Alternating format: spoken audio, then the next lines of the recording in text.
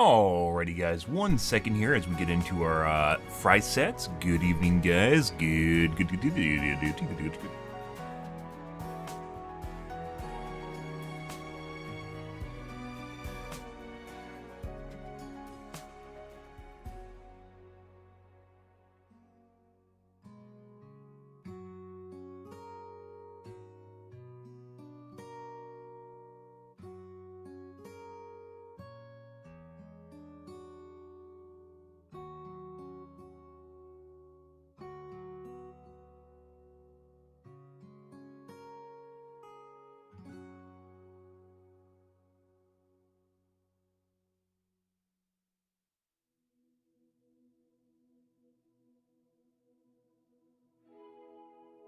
Alrighty, 1 second guys, and we'll get into the tubes.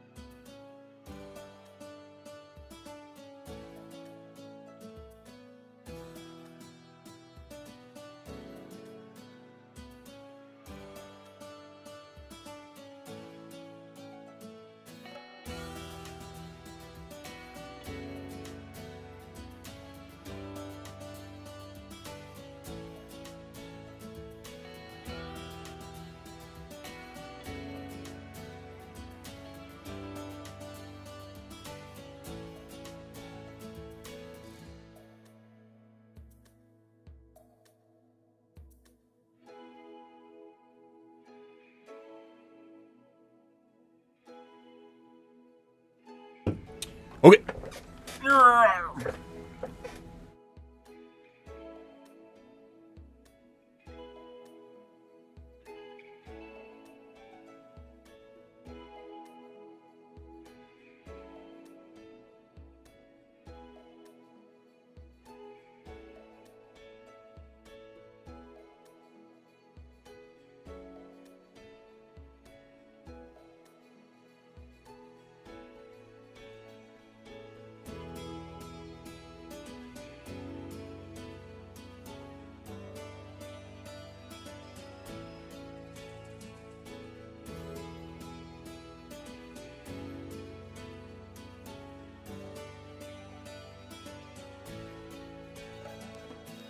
Okay, let's get into the tubes here, guys. See what's going on here tonight, guys. Good. Hope you guys are having a wonderful start to your weekend. Let's see what's going on here. I got quests for better mouse input. It definitely kind of seems weird, guys, because as I've been fine for like the last month on a certain USB port on my motherboard, and then I've been having weird issues with my aim like the last 3 days or so, 4 days. And then I just moved it to another port, and it seems like it's working again. I don't know. I think there might be something going on with my mouse, and maybe it's like fucking up my ports or something. I'm not sure.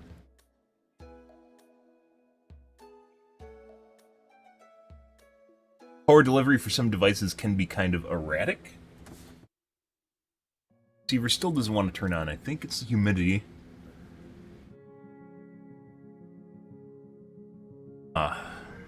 Fun. Guys, poor speakers. Alright, let's see what's going on in the tubes. We got, Ahsoka? Oh, Ahsoka, you mean, Feminism Star Wars? Yeah? It might be worth watching, Hardware Unboxed too. Not that desperate yet for, kind of another, like, they're literally just, like, shooting the shit with, like, any processor at this point. But, good job, so.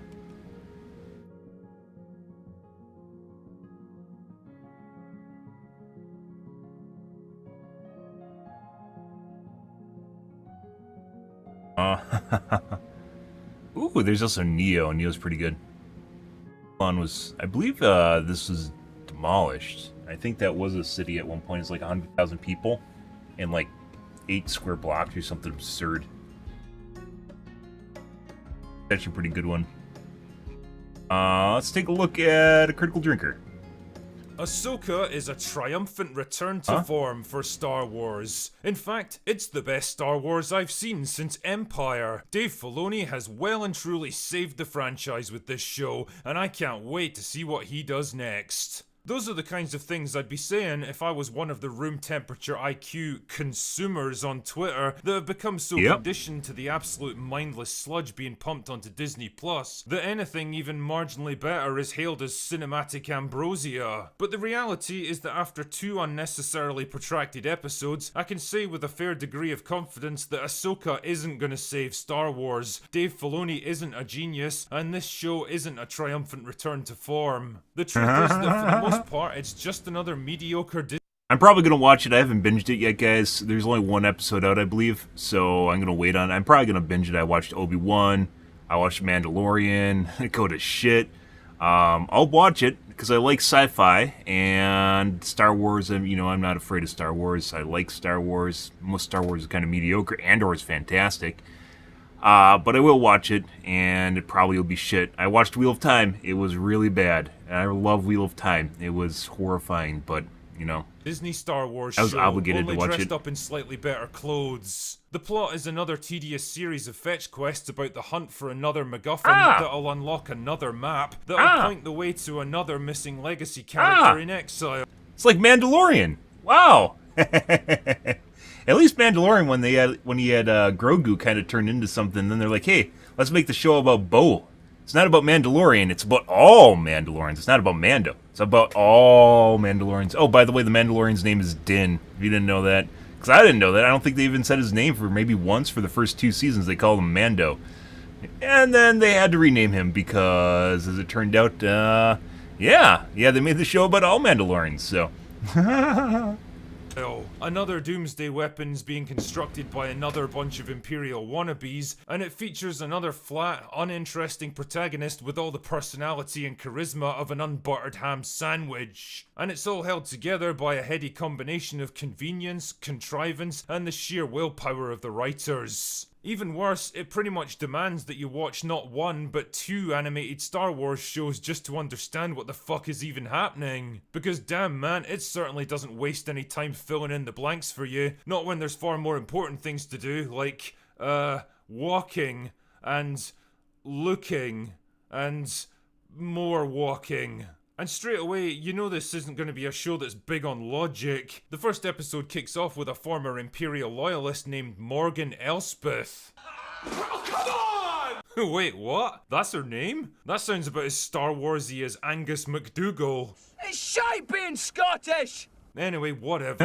So Morgan's a former ally of Grand Admiral Thrawn, who got captured by Ahsoka, and now she's on her way to stand trial for her crimes. But then, oh no, a shuttlecraft appears with an old Jedi clearance code and requests to come aboard, and the captain makes it clear that he doesn't believe the code's legit. Because really, how could it be? The Jedi vanished decades ago. So what does he do, you might ask? Does he put his ship on high alert? Does he call for fighter support? Does he open fire on the shuttlecraft? Does he ask more questions to verify who these people really are and why they're here? If your answer is that he lets them come aboard his ship without a fight and then goes down to confront them personally with a small, easily defeated security detail, then you'd be right.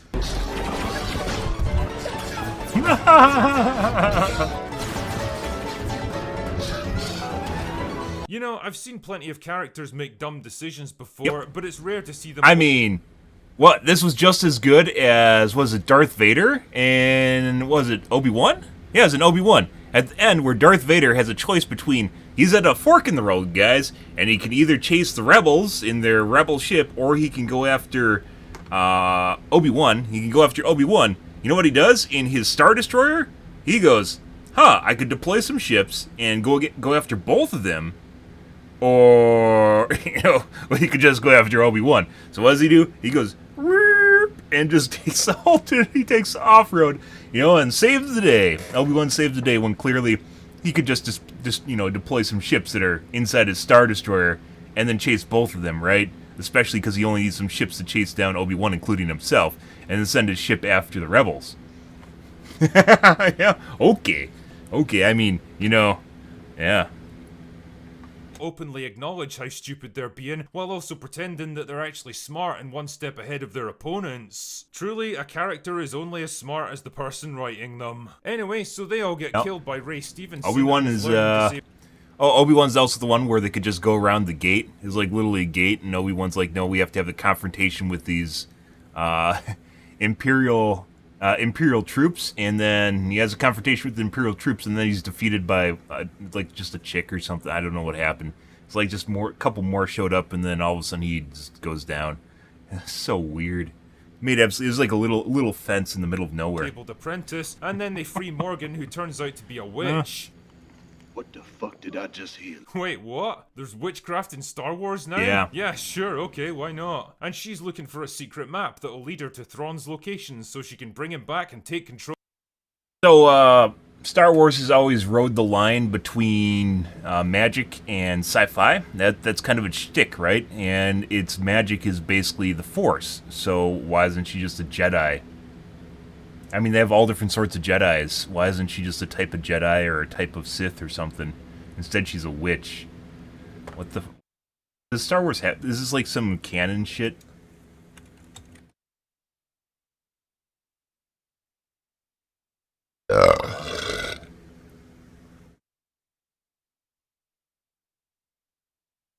Clone Wars. Palpatine once had a major rivals in the form of Night Sisters of Dathomir.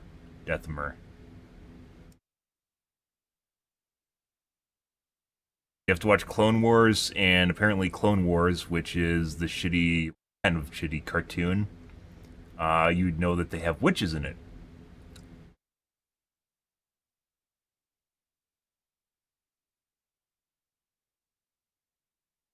Yeah.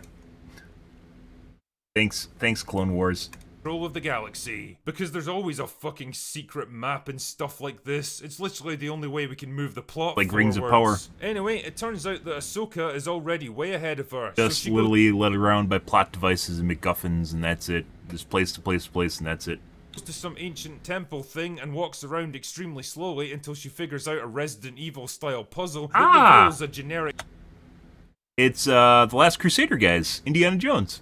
Mysterious movie prop that's actually the map. But then a bunch of battle droids show up and challenge her to a fight instead of, shooting her. Because I'm pretty sure they could eventually overwhelm her with superior firepower, but whatever. She beats the shit out of most of them, and the survivors activate a self-destruct device to try and take her out. But it's okay, because they literally warn her that they're about to do it, and it takes about 15 minutes for them to actually detonate, so she's got plenty of time to run away. I've got a question about this scene. Like, what's the point in any of this? These droids were sent here specifically to recover the map, of which there is only one copy, and if their self-destruct actually worked, then they would have completely vaporized it, and Morgan's entire plan would have been ruins. So, what exactly was the thinking here, guys? Did you literally just want a big explosion for the hero to run away from? Whatever. So Ahsoka returns to the fleet and meets up with Hera, and the two of them stare at each other in silence for about 10 minutes before Hera explains that Morgan's escaped, and Ahsoka's like, nah, it'll be fine. Also, the map's encrypted, so they need some kind of expert to crack it, so naturally Ahsoka chooses to take it to graffiti artist Sabine Wren, because this is a Dave Filoni show, and Sabine Wren is a Dave Filoni character. Then there's more long and meaningful staring at each other, and honestly, I was this close to telling them to get a room and fuck so that they can get it over with. But eventually Sabine takes the map and cracks the puzzle by literally turning 2 dials on the top until it matches a picture of the temple floor that it came from. Son of a... Oh, fuck off, show. Even a random chump like me could have figured that out pretty quickly. Shit, man, you probably could have solved it just by randomly turning the dials on top until you hit the correct answer. Anyway, then developmentally challenged Sith apprentice shows up and challenges Sabine to a lightsaber fight. So naturally she loses and gets impaled through the gut with a lightsaber, and developmentally challenged Sith apprentice escapes with the map. But it's okay though, because by the next episode she's right as rain. At least she had an episode or part of a little little segue, you know, in which she's actually hurt, unlike Obi-Wan, in which what's her name, the black chick, Obi-Wan characters. Good evening, Marvel. Oh, I gotta open my chat. How's it going, dude? Once again, haven't watched the first episode of Ahsoka, and I suspect it's going to be terrible. I will watch it, just because I am a sci-fi fan.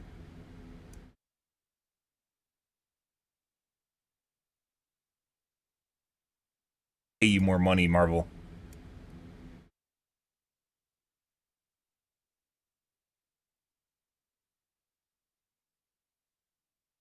What's her name?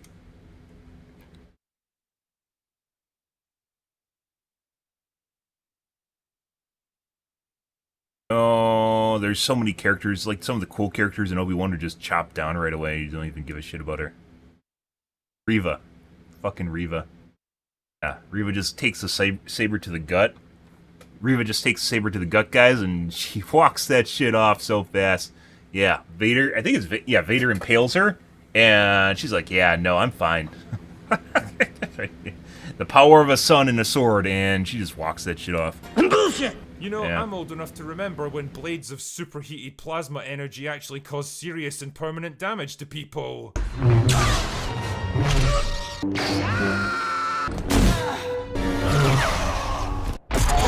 Now it's treated more like a casual inconvenience that you can bounce back from in a couple of hours. Yep, Either way, like things are Obi-Wan. looking bad for our dynamic duo. They've got no leads, I mean- no map. At least a couple hours in this one, and she got medical care. And Obi-Wan, Reva just got up, and she's fine. She's like, ow, I got hurt. Then she proceeds to take on a fight with Luke's dad, I think it was, at the farm. She does some other shit, too. Like, she actually goes through a couple fights, and then she's just fine.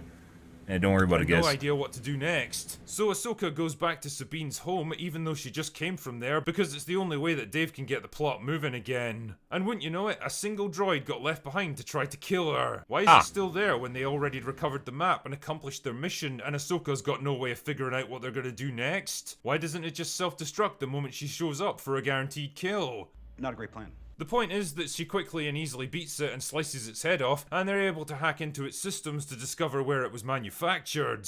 I Not see. who actually sent it, mind you, or where they were based, or what their plans might be, or what important conversations the droid might have been privy to, just where the thing was built. Wait, shouldn't this kind of information be automatically wiped when a droid goes into combat? Kind of like how soldiers don't go on missions behind enemy lines with their wallets and ID cards with them.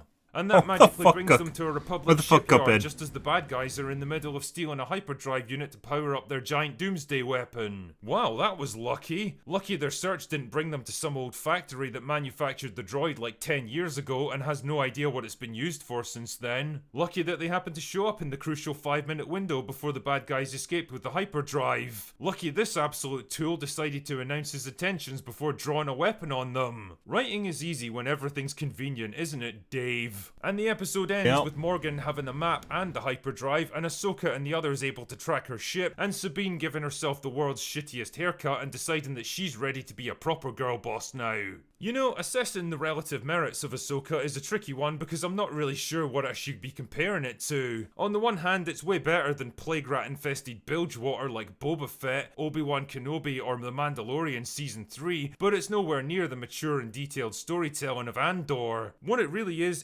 paint by numbers Disney Plus writing, where everything just kind of happens as and when the plot needs it to, and you're not meant to think too much about all the rules that the writers had to bend and break to get there. J.J. Abrams was a master at this kind of thing because he was able to hide it behind a relentless shit. Yeah. J.J. Abrams, guys, literally just made your eyeballs explode, and then you didn't care what is happening. It's just like an eyegasm, and it literally didn't matter there's no plot in Transformers. He didn't care. for the most part. Storm of dumb action sequences, non-stop plot events, and characters yelling things at each other so fast that you never had time to take it in. Yep. On the other hand though, Ahsoka is so fucking slow and ponderous that you've got nothing but time to think about all the stuff that doesn't make sense. Like when For they're example, walking around. the first episode is almost an hour long and you 20 feel episodes every are out. second of it. You could pretty easily cut 20 minutes of walking, staring, and thinking out of this thing and lose nothing of value. Characters constantly revisit previous scenes and There's only one areas, out. reiterate conversations that already made their point perfectly well, and deliver their clunky dialogue like they're 2 came being out. paid by the second. It's frustrating because it feels like the show is actively trying to hold you up and waste your time. Brevity really is a virtue, Dave. Yep, like the characters Obi-Wan. themselves are all bland as fuck and have got nothing even resembling personalities. Like, from what I remember about Rebels and the Clone Wars, characters like Hera, Sabine, and Ahsoka had real sparkle and warmth to them. They expressed emotions freely, they had distinct outlooks and different approaches to things, they felt like real individual people with their own drives and motivations. Now it's like they all got cast from exactly the same mold, and that mold had a single word printed on it. Stoic. It's literally the only trait that I could assign to any of them because they give absolutely nothing. You mean like males? Only that's a toxic trait to males, right? If you aren't an emotional guy now, you're actually a bad person. Yeah. You mean the classical male trait that is now used as a way of looking down on guys? Women are adopting it, and it's seen as a good quality for them? What? Oh, okay. Nothing for the audience to grapple with. And it's not an issue with the actresses, that's for sure. Rosario Dawson and Mary Elizabeth Winstead are both excellent performers, so I can only assume that this is what they were specifically asked to deliver. Honestly, what is it with Lucasfilm casting talented actresses and forcing them to play characters without an ounce of personality or charisma? There's a difference between being stoic about suffering and adversity and being a fucking block of wood that doesn't react to anything. Ray Stevenson plays the only significant male character in the show, Yep. and don't get me wrong, he's great while he's on screen. Was also evil. It's just that he doesn't seem to happen very often. Now, ultimately, I'd be lying if I said that Ahsoka was the worst Star Wars project I've ever seen, and if you're a big fan of the Clone Wars or Rebels, then you're probably going to get Noticed a kick that out in the of seeing trailer your favourite immediately. characters in live action. It's just that I don't think there's enough here to recommend it to anyone else. There's definitely a kernel of a good show lurking deep down inside. I just don't know if it's going to be able to fight its way through the lumbering pacing, contrived writing, flat performances, Dave Filoni's ego stroking, and the Lucasfilm studio interference that's already starting to drag down the enjoyment.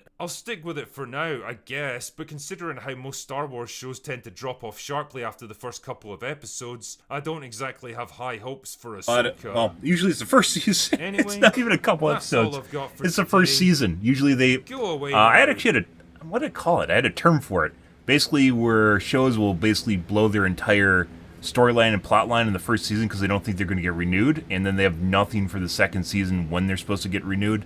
Yeah, and then it just kind of drags out at that point. There's a few shows that are like that.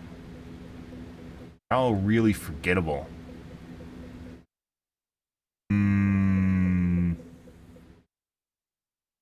Raised by Wolves wasn't that way. Raised by Wolves was pretty good. Like, you'd think it'd be that way, but it actually wasn't. It's just they kept answering questions and revealing new plot and mystery and such. I miss Raised by Wolves. That was a great show.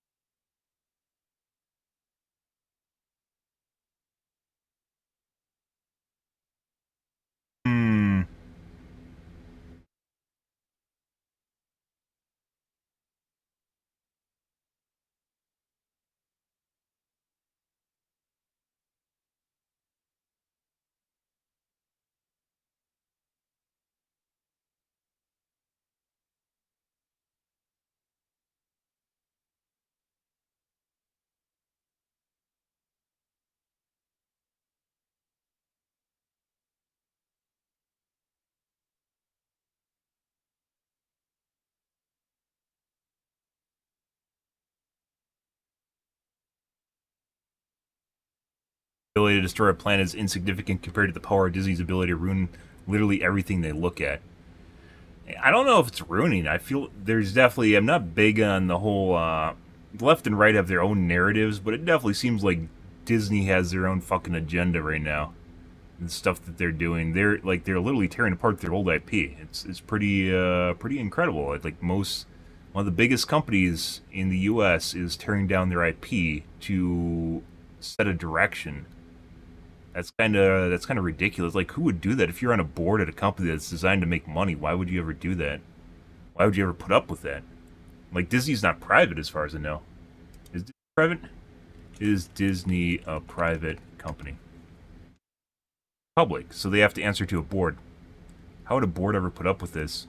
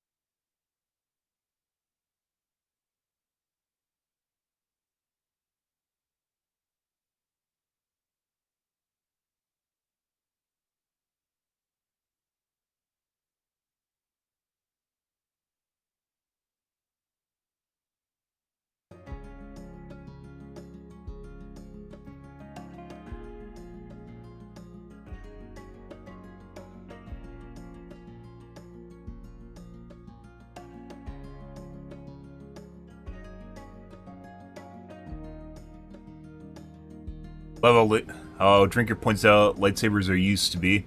How lethal lightsabers are and used to be in Star Wars. Yeah.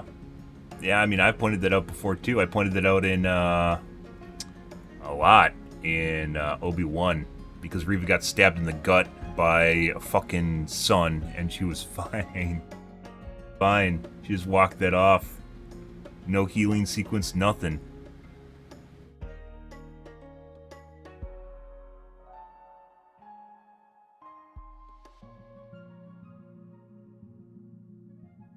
Said the F word, guys.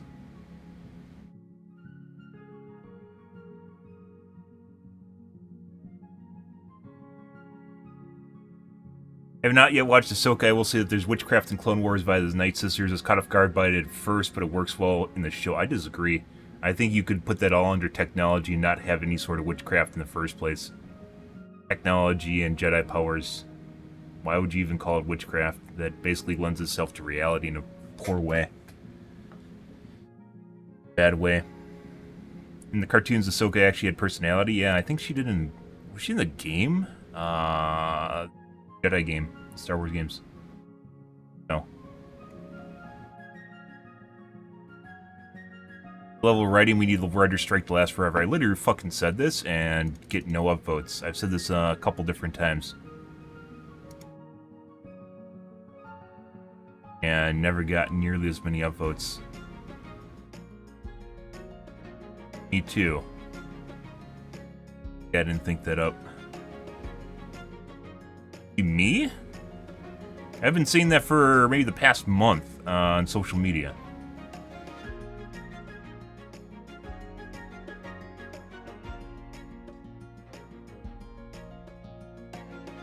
Good.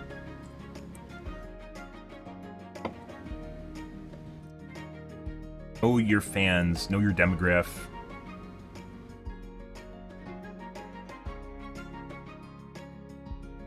After Hours podcast, not interested in that. Okay. Let's move along, guys.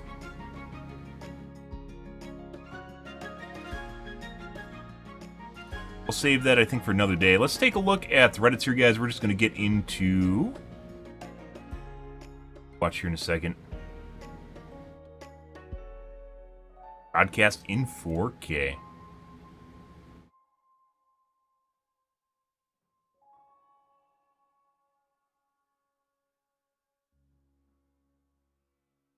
Waited almost 4 years between season 1 and 2 of Attack on Titan. They'd have waited. I mean, anime goes on hiatus all the time because the manga has to catch up. There's nothing to do with waiting to make it better. There's a lot to do with the fact that animes go on hiatus because they ran out of source material.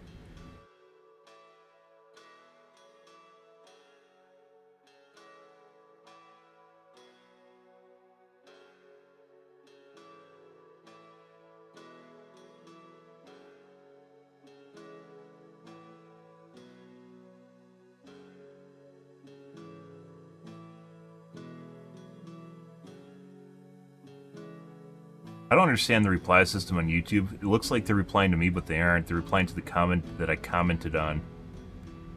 They aren't replying to me from the looks of it. It is part of why people don't engage in YouTube comments.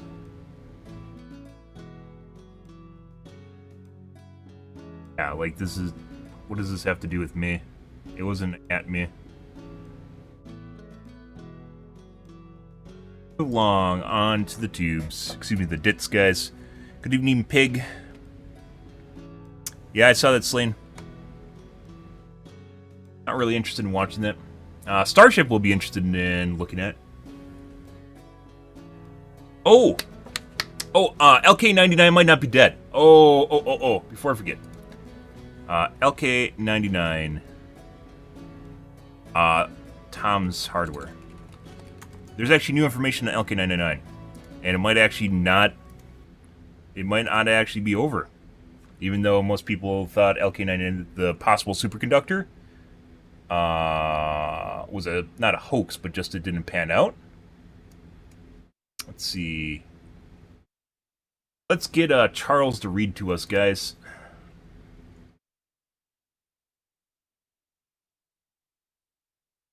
Google Cloud.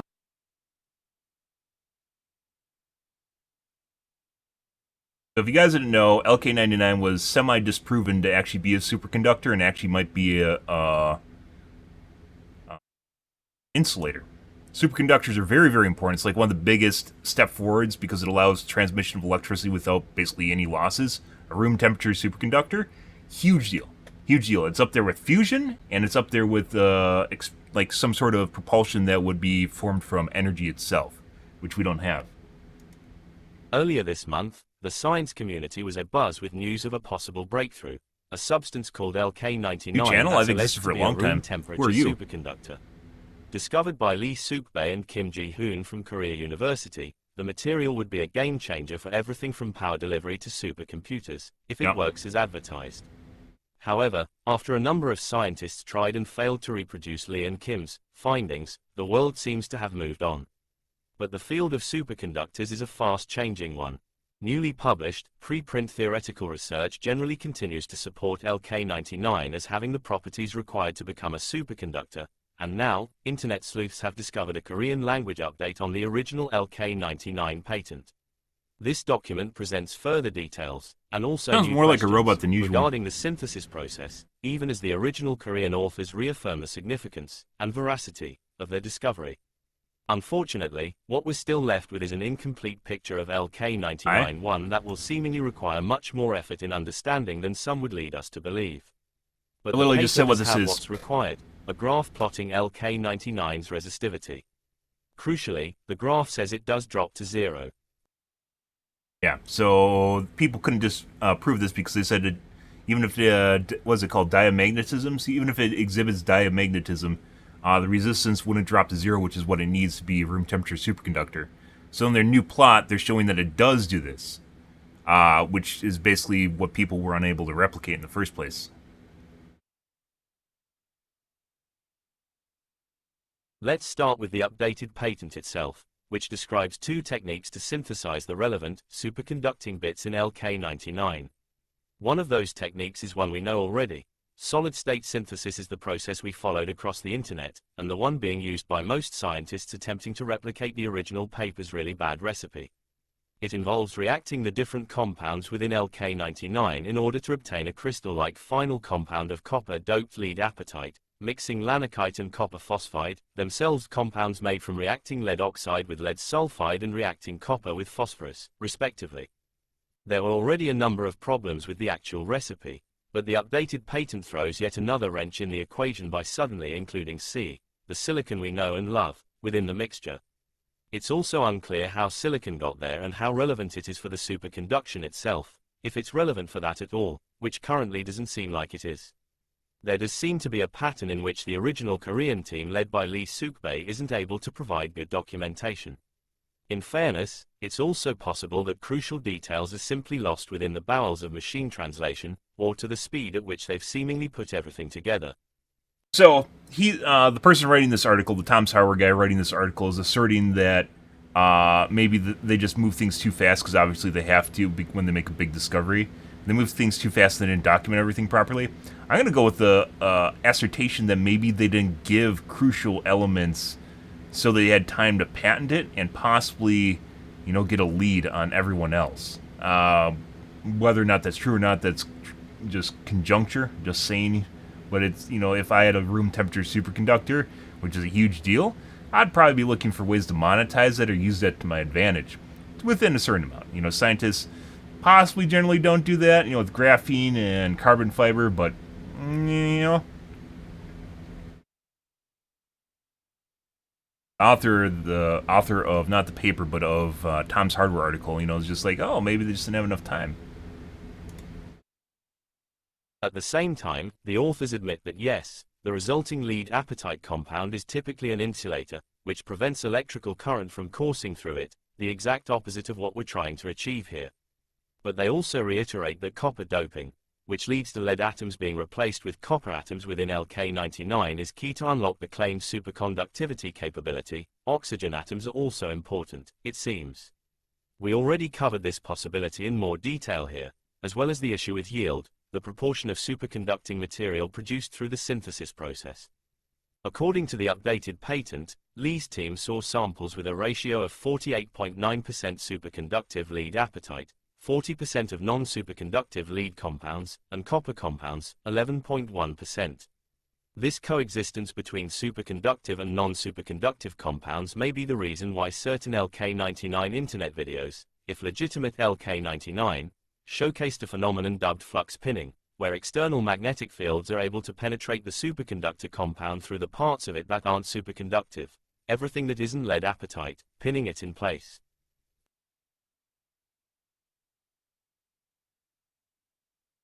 So there might be more to the formula than just replicating the experiment. But it seems that solid-state synthesis wasn't how Lee's team discovered the alleged emergent superconductivity of LK99. This was done through a technique known as vapor deposition. Through it, the same compounds were reacted, but instead of the objective being to end up with an LK99 crystal, the technique instead allows for the reaction's vapors to collect against a glass structure, creating a thin film of the compound. According to Suk-bae and his team, this film is forged in the 100 degrees Celsius 400 degrees Celsius temperature range, with a black film of lead sulfide, lead-2 sulfide, in the lower temp area, a white film of lanocyte, Pb2SO5, in the higher temp area, and a gray film of lead apatite in the intermediate area. Chemistry's not my forte, guys, but apparently they were doing things wrong. Scientists were trying to duplicate it wrong.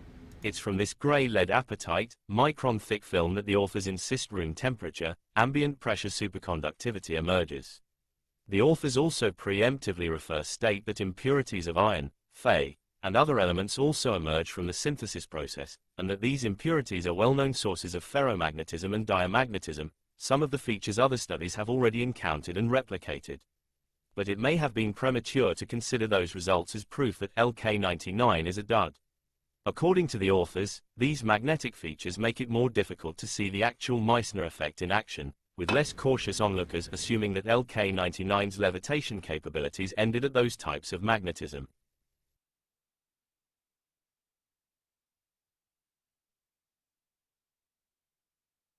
The precise method to identify and measure the Meissner effect's telltale repulsion of external magnetic fields lies in applying a very low magnetic field with what's called a superconducting quantum interference device, SQUID.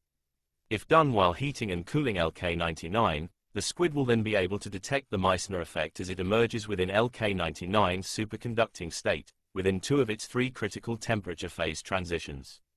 These phase transitions themselves correspond to changes in the material's structure that then allow superconductivity, the ordered and resistivity-less movement of electrons, to occur.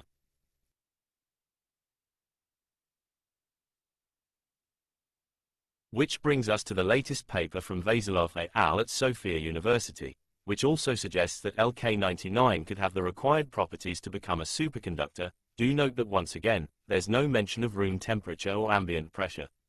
The general idea presented in the paper is that there are two ways that could happen.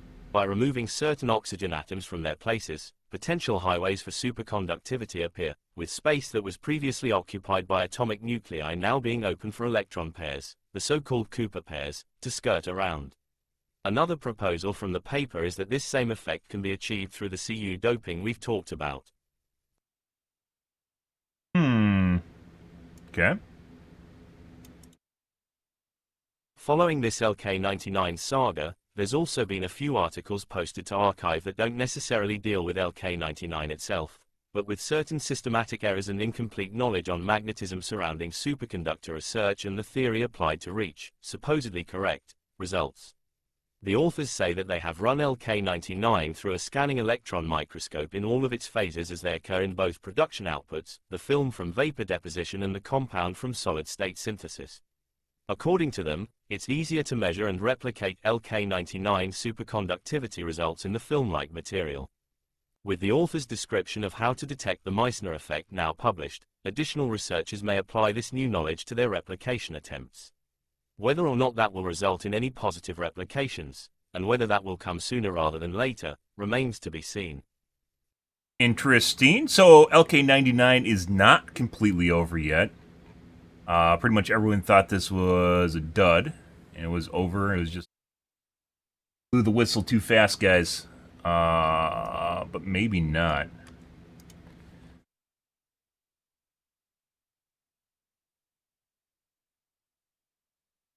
August, so a month ago.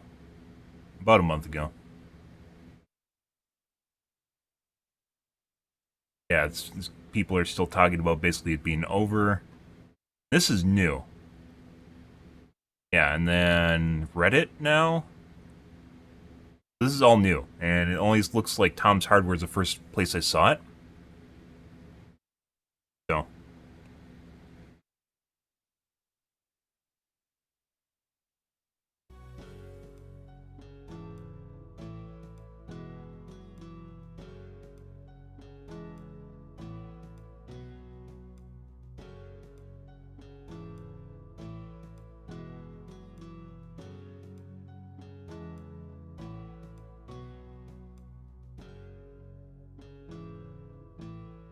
Not care about any LK99 posts until one reveals unequivocal proof. Okay. You don't need to. You don't need to. At all. You don't need to care about anything if you don't want to. This comment sound like a British aristocrat from the 19th century because he feels he's making people aware of his he's entitled to not care, and people need to know that he doesn't care.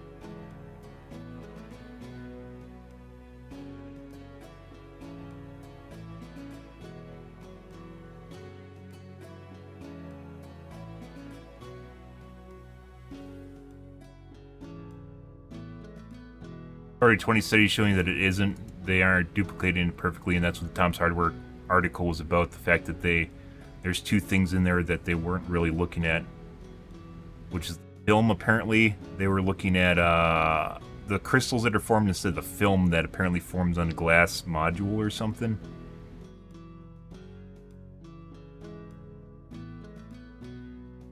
Due to flawed set of instructions, incomplete instructions. Like I said, it kind of makes me wonder if maybe this is a little bit malicious in that they don't want people to know what they're doing completely. But maybe not. It could just be that they have nothing. I feel like we need a moratorium on LK99 threads. Fuck off. People can talk about what they want to talk about. This is someone that's backseating mods. I hate people that do this. I don't like coming here and seeing stuff in my feed. Don't put stuff in my feed I don't want to see. Yeah, you can fuck off.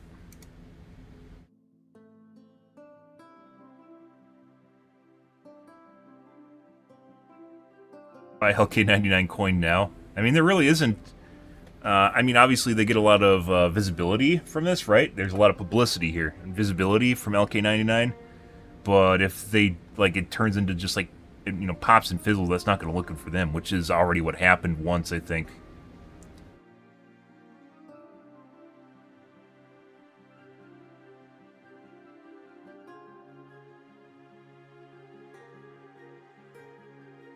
Like bullshit? Not really. I guess if you don't understand science. I only understood part of that. The chemistry, like I said, I'm not big into chemistry. So fucking bad. It definitely seems as though this might actually change how the results are interpreted. I'm waiting to have a conversation with my sciencey friend tomorrow, because she kind of knows what she's talking about, specifically when it comes to chemistry, and she's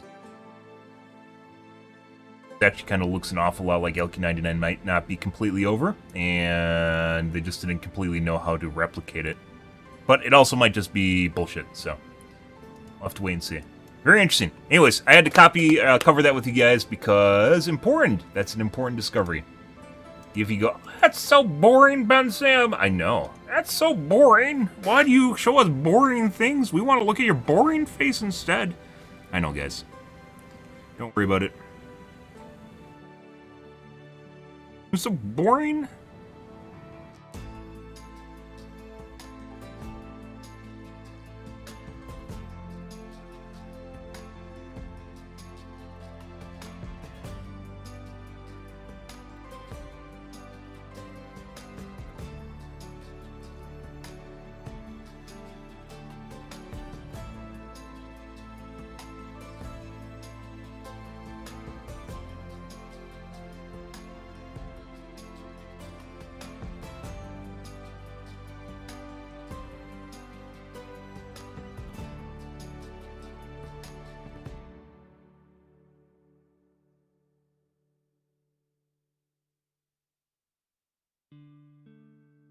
Okay, Overwatch Reddits, guys.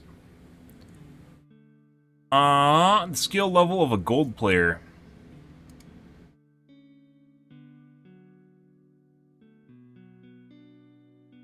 Gamepad. You can immediately. So, you know when I talk about people playing with the gamepad and you being able to immediately tell when they're playing with the gamepad?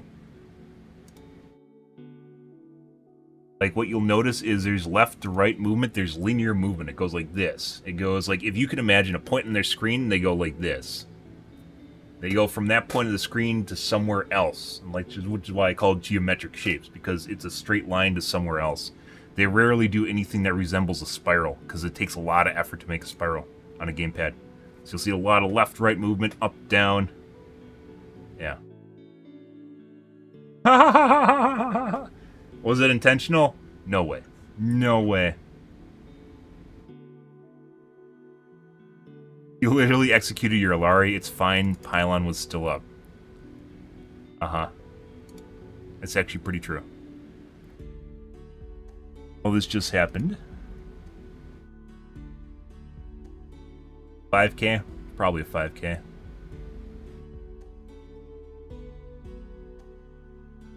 Trying to figure out how it works.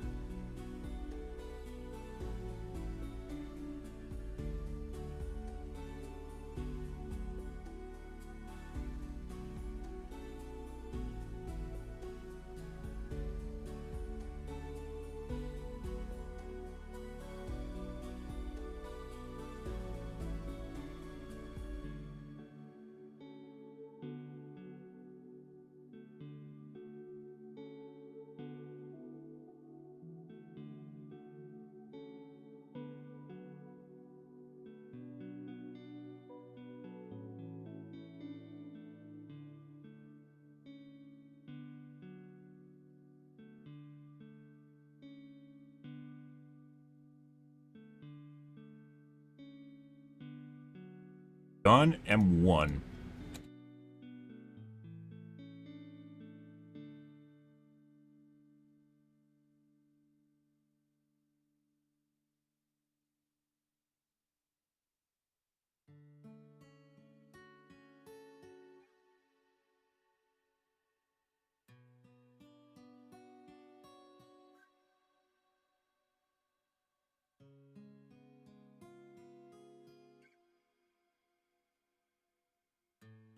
Yeah, people still have not completely figured out how Alari's ult works, guys.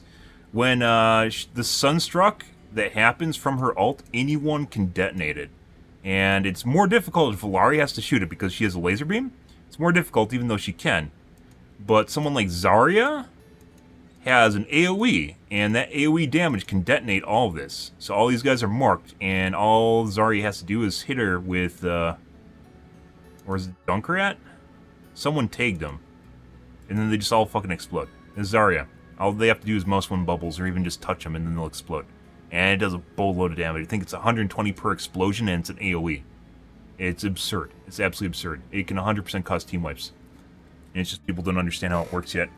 Which is funny because she's been out for like a month. The big casters haven't even talked about how it works properly, which is also once again hilarious. It's more, as I've talked about before, guys, especially nowadays, gaming knowledge is very, very creator heavy, content creator heavy. And if content creators have not talked about something, people generally don't know how it works. One of the reasons I love playing HOTS, Heroes of the Storm, is because there's generally no content creators for it. So if you find something that's new, interesting, or different than anyone else is doing, people generally don't figure out what you're doing. It's very, very rare for them to actually figure it out, unless you see someone that's knowledgeable and good at sussing stuff out, and they look at your build and see exactly what's going on and try to mimic your movement or whatever you're doing to make it happen, and then they'll make a video about it. But for the most part, people generally, like, Heroes of the Storm is just this in a nutshell. People are generally very, very oblivious to how games work, and they wait for someone to tell them how it works. Like a content creator, someone knowledgeable, streamer, Twitter, content creators in general, streamer, Twitter, a trending post on social media. Like, they look for something to tell them how to play the game, and if it doesn't, they don't. And that the meta in the game heavily rotates around this, because the content creators will say something's good or something's bad, and then all of a sudden it's good or bad. Like Lifeweaver, for instance, didn't really get that many buffs after, like, he got a list of buffs, but all those buffs in and of themselves weren't actually that useful. Like, his healing didn't even go up that much. Prior to getting buffed in, what was it, 2 weeks ago? Prior to getting buffed like 2 weeks ago, he already did an insane amount of healing. That already happened. He does an absolutely absurd amount of healing. What changed is the Zek guy surrounding his character. He can obviously score kills easier, but that's never what was good about his character in the first place. It's the absurd amount of healing, and even then he can't really off DPS. Still can't really even off DPS anymore. It's all about the absurd. He does like 30% more healing than the best healers in the game. It's absurd. You like can look at like an Ana, and he'll have like 30% more healing than a good Ana, and that's ridiculous. And for some strange reason, people thought he was horrible, mainly because it was difficult to get without a duo. It was difficult to get into top 500 or out of GM, which is basically the pinnacle of the game, in which some characters just aren't very good and they don't work very well unless your team's designed around them or works with them. And because he's so healing heavy, that means he's very dependent on other players in his team. I don't think he's really changed enough to say, oh my god, he's so much more broken than he used to be. Like, we can look at the watch patch notes. Recent one, all this is Alari nerfs. Didn't even cover these because it didn't really matter much. So they slightly changed your captive sun, and then also slightly changed your healing pylon.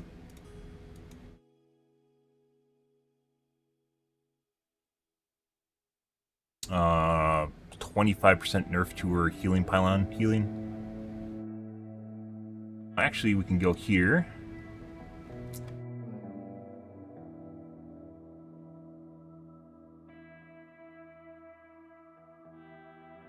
We scroll down to Lifeweaver. He got a list of, like, people, like, it's kind of weird how this is working. Like, people look at, the same thing happened with Bastion, where people are like, oh my god, Bastion's so good now. He was good prior to the buffs. It's not even what the buffs are. They look at this list, guys, and all they see is the number of bullet points, and they go, oh my god, this guy's so much better. Like, these are buffs, and he's obviously, like, they don't understand the numbers at all. Like, these are buffs, and he's just going to be infinitely better. And he's easier to play now. You got quality of life updates. He still does the same amount of rip him damage in Sentry. Like, he goes Sentry mode, he can rip up a tank. He's always been able to rip up a tank. I don't remember the last time was when he got his Sentry mode damage changed. But, yeah, they're like, oh my god, he can rip up tanks. Tank busters have been a thing for a long time in the game. But they're like, oh my god, he has so many bullet points here. He is obviously really good. I saw the number of bullet points in the patch notes. Did you guys see the number of bullet points in the patch notes? I saw the bullet points in the patch notes. And the same thing happened with Lifeweaver. He got a bunch of bullet points. I think prior to looking at this, if I remember right, his healing was upgraded on his pull. And that's basically it. And that's not enough to make a difference. His Thorn Volley was tightened up, and that makes it easier to kill people. But even then, he's still not potent. So we scroll down here. Yeah, Thorn Volley, base health, he now has a shield on him, so he basically has 25 extra HP. His survivability was not a problem to begin with. Blizzard mentioned this 2 months ago. His survivability was not a problem at all. He's actually one of the highest surviving healers in the game. If not the highest surviving healer. Like, he has the highest probability of surviving. So now he gets healing on dash. So this isn't his pull. This affects no one else.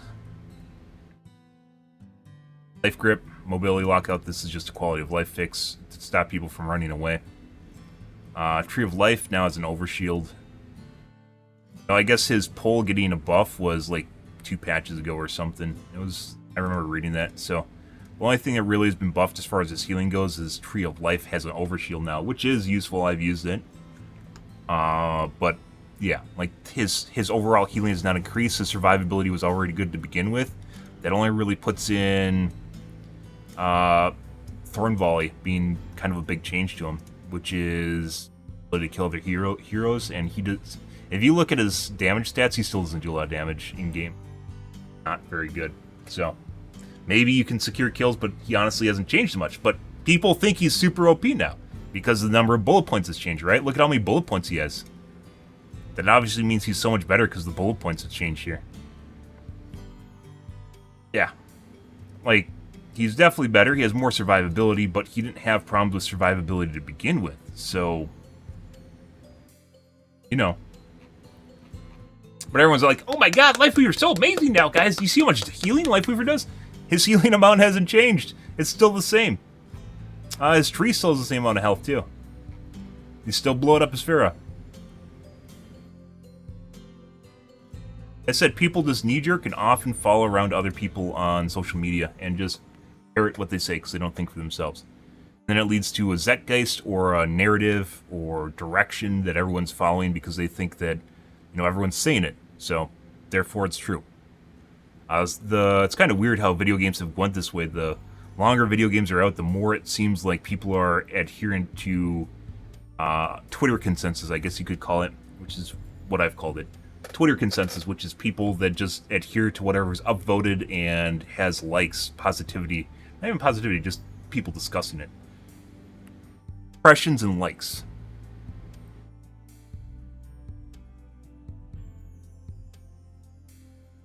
Backline's tired of their backline? Oh yeah? Lucio killed Anna, Moira killed Widow and Mercy. Oh, killing a Mercy. Good Mercy. Just shoot better. Yeah. Indie Reddits, guys.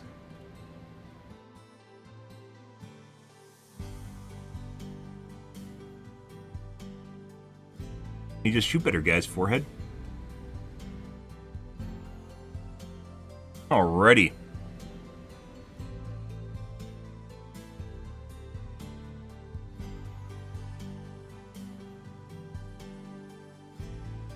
We get anything new?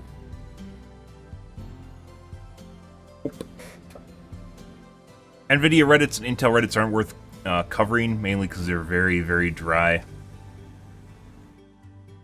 Moderation there, to the point at which there's not really anything of interest there. Kind of sad that you can have like an entire Reddit that's dedicated to a product that a lot of people use and just... DVD Reddits.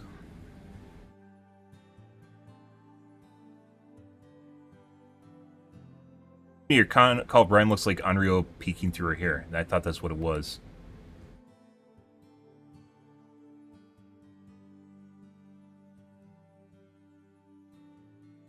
Can't you see the bamboo?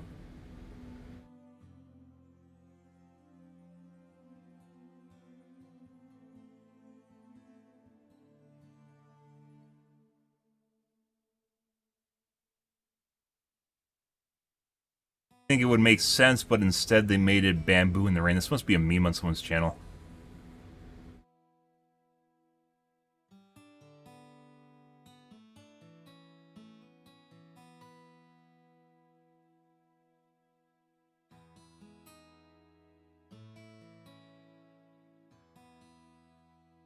I think you're supposed to see something else. People saw it as bamboo.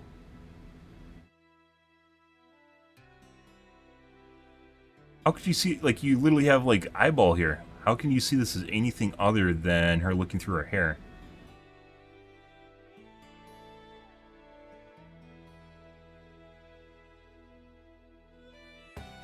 Like, this is maybe a pool of water? And there's bamboo around it? That's a tough sell, guys.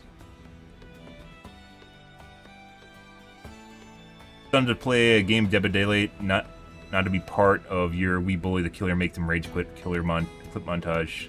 Okay. Killer that kills players in-game. Myth of consensual TTV lobbies. I consent, I don't. There's someone you forgot to ask. Oh, how did that not get downvoted? How did that not get downvoted?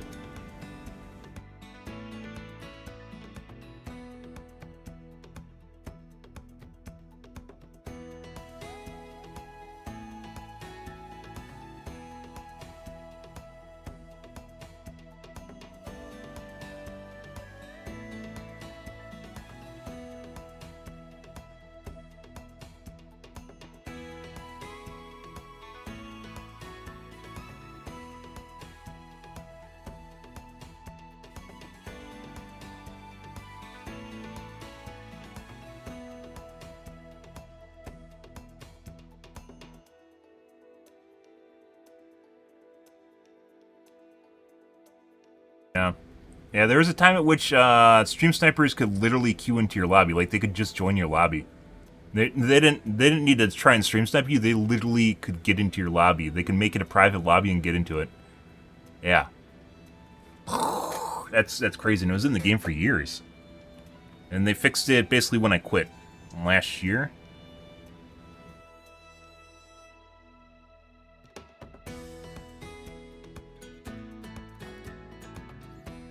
I've almost been back to Overwatch for a year. Oh, we took a break to Riftbreaker for like 2 weeks, and then like a month and a half of BattleBit. BattleBit's phenomenal, guys. BattleBit's a great game.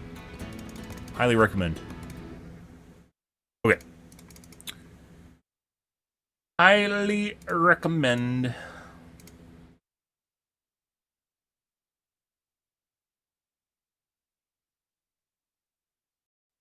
Move on to the OWs. Talking none of PPUs. Mainly because I don't have enough time to PPU in the night. You guys love seeing the PPU, but we don't always PPU.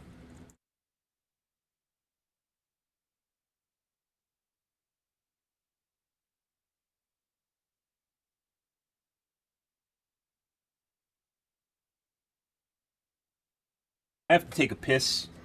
I'm going to grab water. And we begin.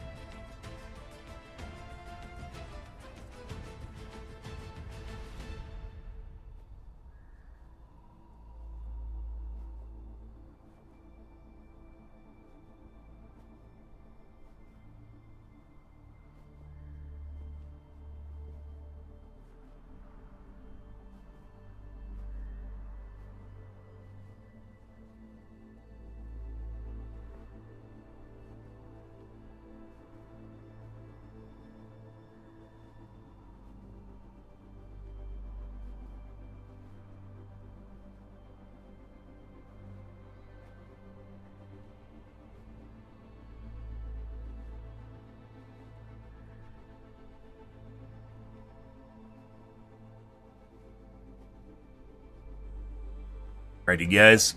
For some reason, directors are bugged, so let's do some finagling here.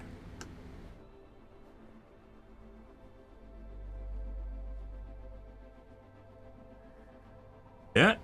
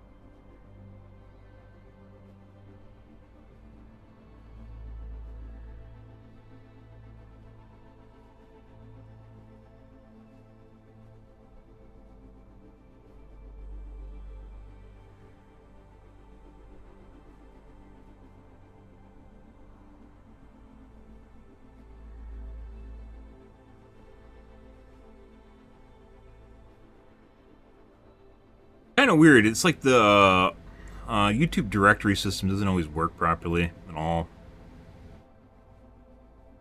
You're not in the directory, people can't find you. You have to be in the directory.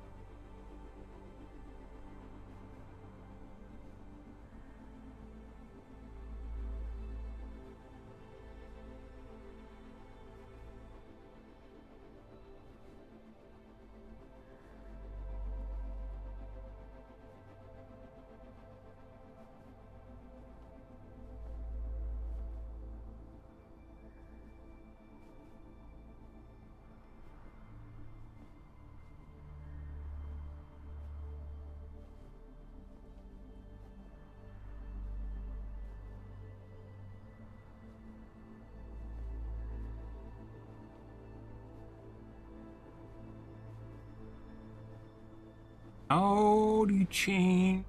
Sometimes it works and sometimes it doesn't, guys. What's going on here? Try changing this.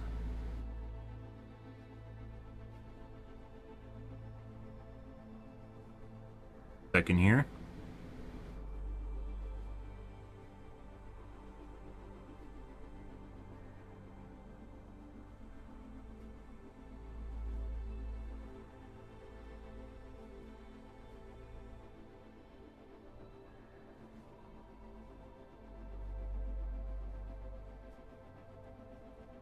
God, good evening, underrated. Thank you for the follow.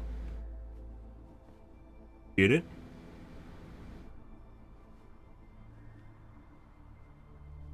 Put me in the OW2 category. Please, Overwatch. Excuse me, YouTube.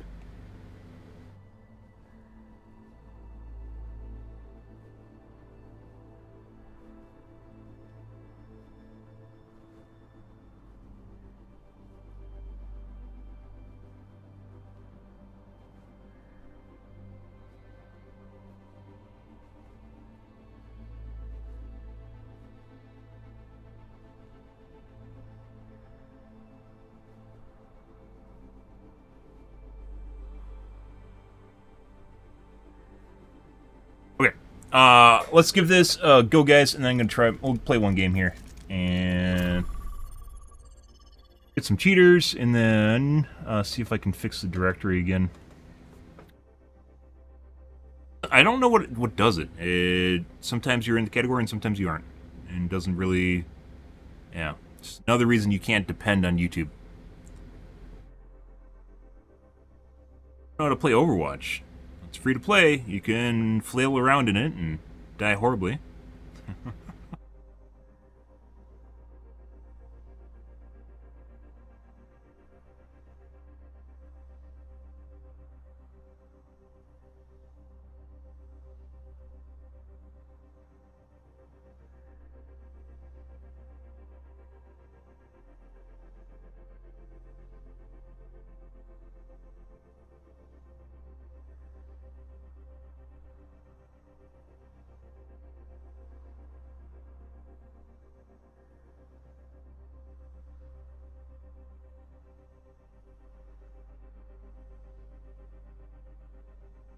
Still people that cast in the old Overwatch category too.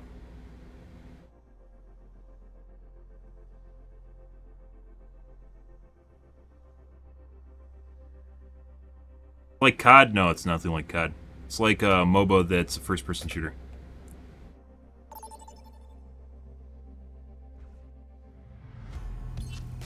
Prepare to attack. Select your hero. You'll see in a second. Not really even like maybe MOBA elements, MOBA characters. So characters with abilities. That's a first-person shooter.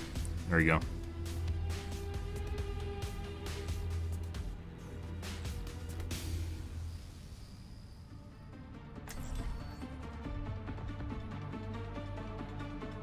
Try that. And go from there. Strike from above. Is this the Cheaties and Achilles? Get regulation. After this mission, I'm Oh, throwing got a him party. banned. I think the same guy. People I've seen for a prolonged period of time, guys, that are cheating, I'll eventually add to my block list.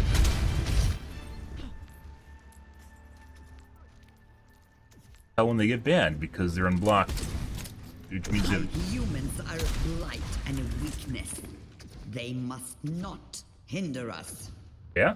I came, I saw, I came, I saw, I came, I came, I Flying the saw, friendly I stomped skies. some face. I came, Sorry, I but saw, I need I to stomped stop. good. 4, 3, 2, 1.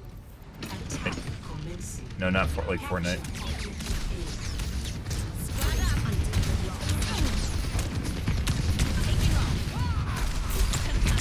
That done.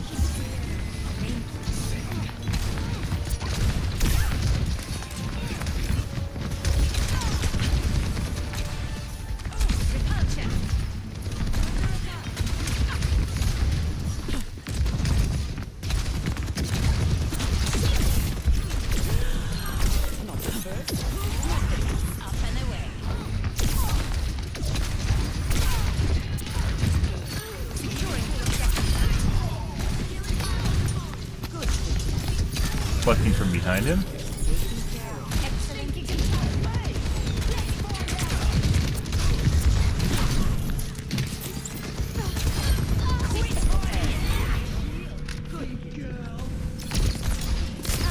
That Anna was a knower. That Anna's a fucking knower, guys. What was that sleep dart? What was that sleep dart? Yeah. So to nowhere, almost slept dart me around the corner, guys. Well ahead. Okay. Okay, buddy.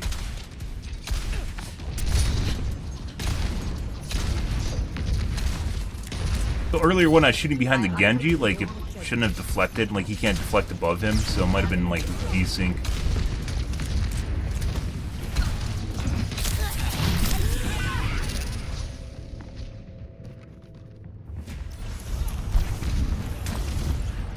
Yeah? Yeah, we reported for cheating before. That looks like an aimbot. People do cheat on tanks. It's not super uncommon. Well, it's actually probably the most, the least cheated at role is tank. People more likely to cheat on a support, especially Ana or Bap, and now Alari, than they are to cheat on a tank. Still see it, so.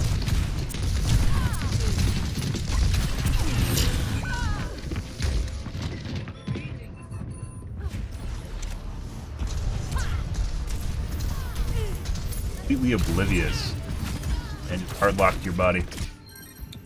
I don't stay down. Let's take him to the wasteland.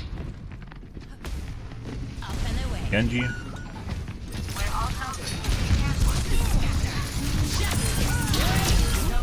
There we go.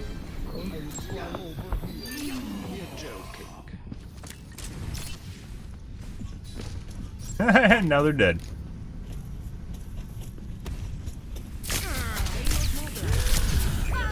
Accurate Anna. And our Anna did not fire a single shot.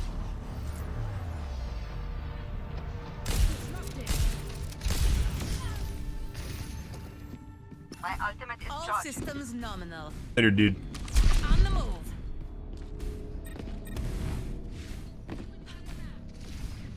Spirit sword. Taking off.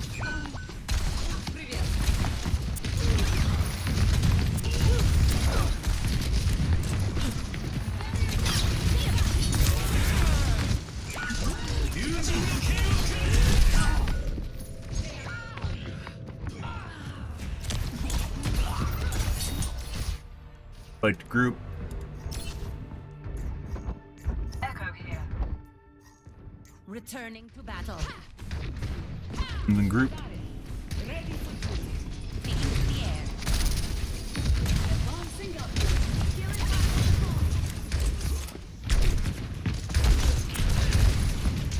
Nano boost almost ready.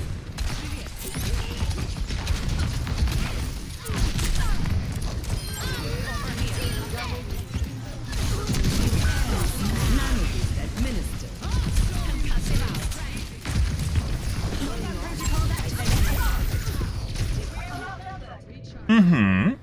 Good, good, good.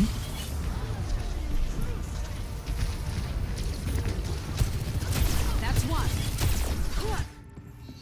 Shake it off. Stay near my pylon. En route. I'm going for the top. Establishing aerial position.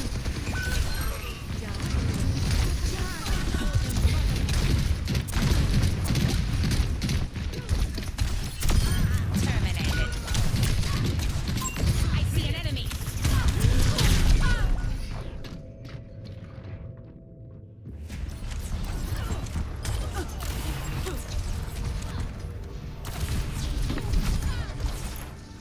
Pretty sure that's a bone mesh. Okay, my head's in the game. Good. Repositioning.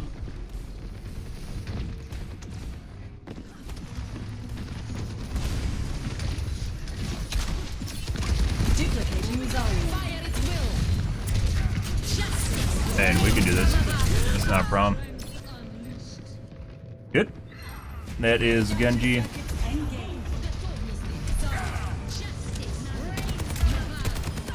Appears as though our teammates didn't actually kill I the don't want to Zarya. talk about it. Good. On the move. Good, good, good. My ultimate is almost ready. Aerial positioning underway. Nanoboost administered.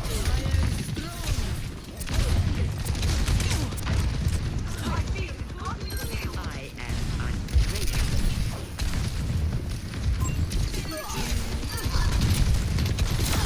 I'm on top of the world. Positioning healing pylon. Up and away.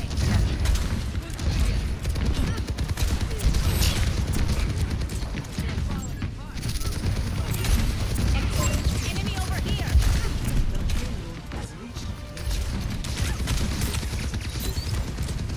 Where the eye of war. Massive out. Payload mobilizing. Up.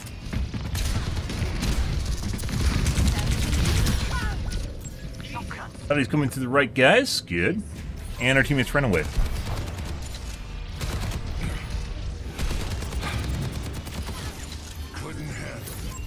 On target. Repositioning.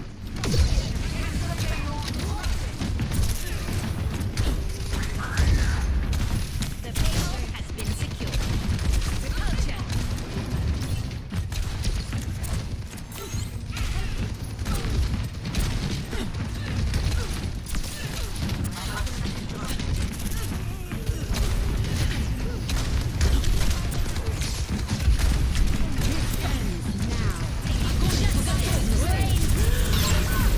how is she not dead? Okay, someone finally killed her. Oh my god. The very fact that she can escape with 0 HP, without bubbles either, is kind of sad. Teammates don't touch her, and then she lives and gets healed up and gets a bubble.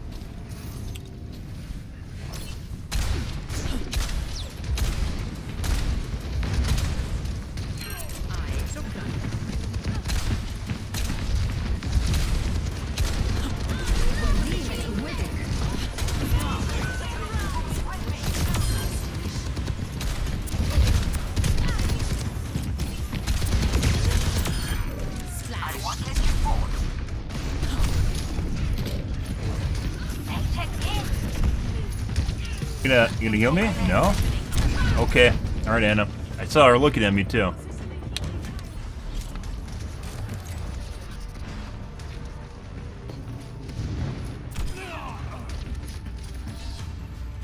Could have actually done something there from behind. Or saved myself. No. I think I specifically moved over so she could line of sight on me.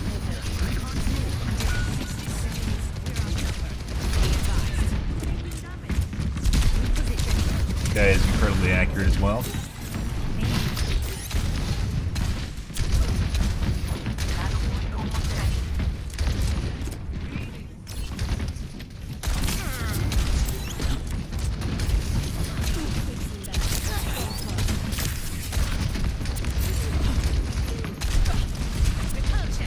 Get him? We did.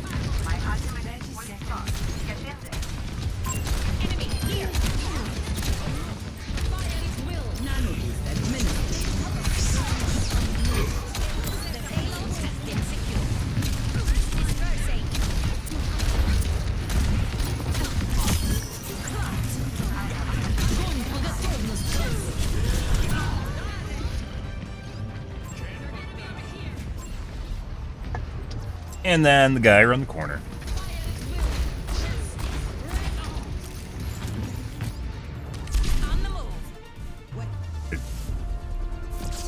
That guys. So tank very certain is cheating, which was guy pretty sure. What was his name? Achilles something.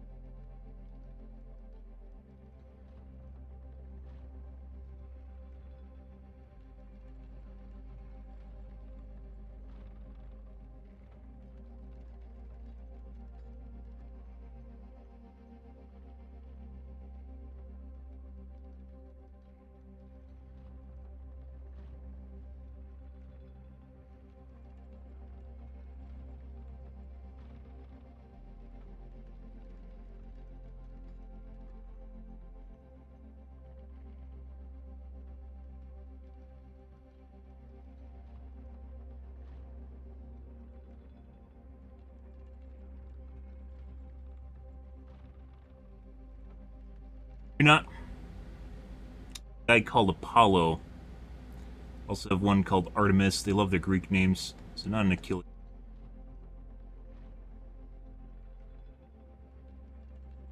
Apollo feed. Not the same guy.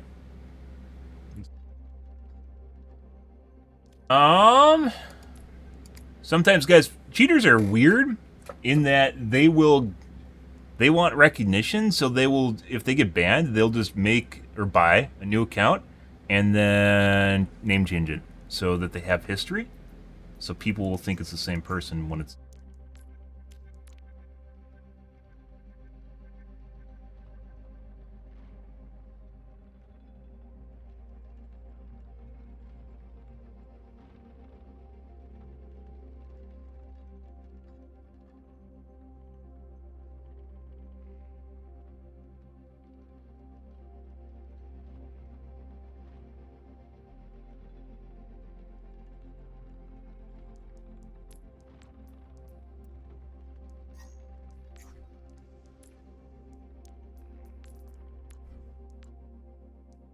Aim-wise wouldn't do bad.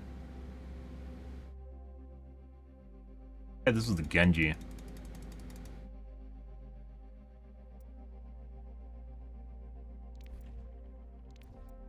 Ours already actually did pretty good, apparently.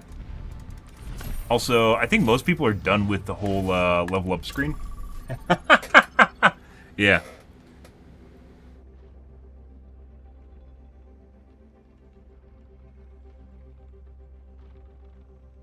Oh my god, I'm in the Overwatch directory. Let's change to the Overwatch 2 directory now. Maybe it just takes a while. I don't think so, though. Because I've definitely looked and I've just not been there. Okay.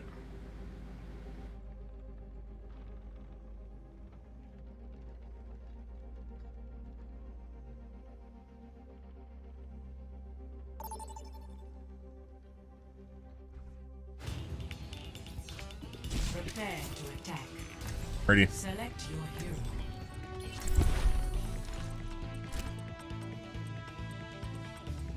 It's Friday, guys. It is the Fry Sats. Overwatch generally is more cheating on the weekends than on the weekday. Kids wave. The wave kids? Wave of kids? Good, good, good. Strike from above.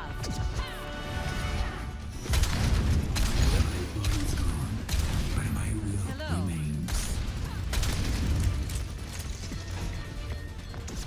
It's not working inside spawn.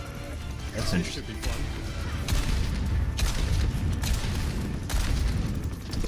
Flying the friendly skies. It's not working spawn at all. Huh. They stopped the trolling with Laveweaver. If only they did that with May, too. All they'd have to do is make it so she can't place a wall within, like, you know, the amount of distance where you can walk around it, and she can't troll anymore. 3, 2, 1. Attack commencing. Yeah. Spot the hero.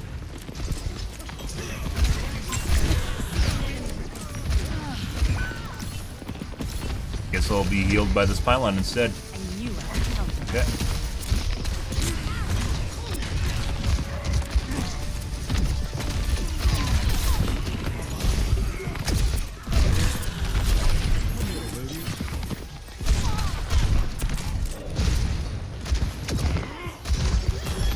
I know where the healing pylon is.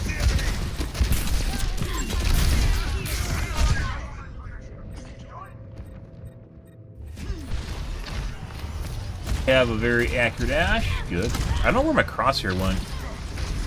Sometimes it doesn't do that. I think it's a new bug that they introduced. Off the bench. Crosshair just disappears in the kill cam. Aerial positioning. Over there. I have control of the payload. Help me move it.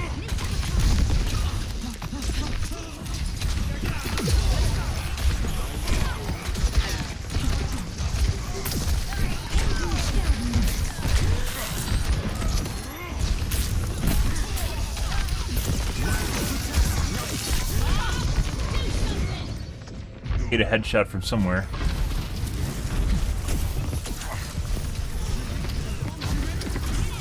I think it was the maybe you can't. I don't think you. Some characters you can get headshot from behind. I'm pretty sure. Establishing aerial position.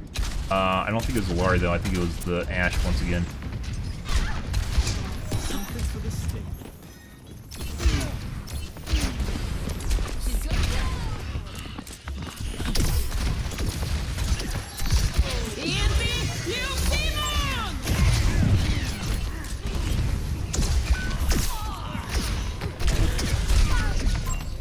Ash is very accurate once again.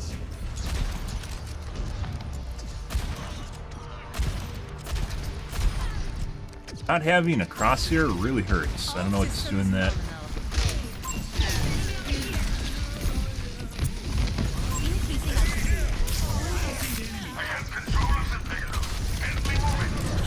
I guess we just have to push and see what happens. Well, okay. Hi.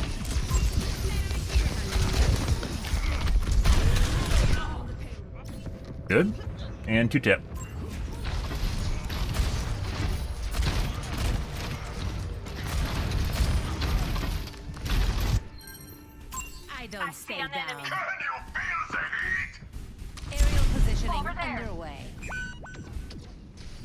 I am ready to raise the tree of life.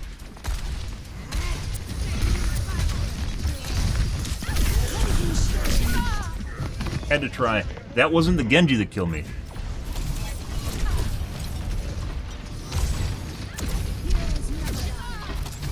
What? I don't want to talk about it. Check group. Oh, well that guy is a Zim user. Who's that? They're coming back Percy. to life. Tree is fallen. Take care. Look at the other guys. I'm on fire. Jack.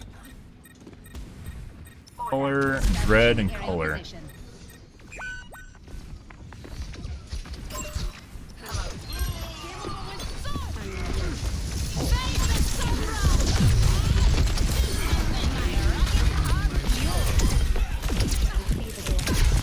Detonate, she didn't detonate. You have to do a certain amount of damage. I definitely hit her. Maybe it wasn't before it wore off? Always more to learn. Ash, I'm pretty sure is cheating. I think she has a percent miss.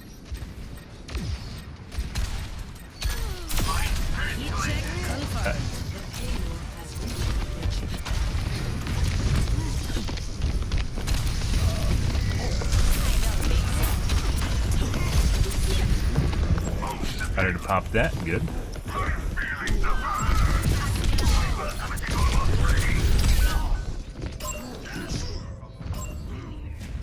Okay.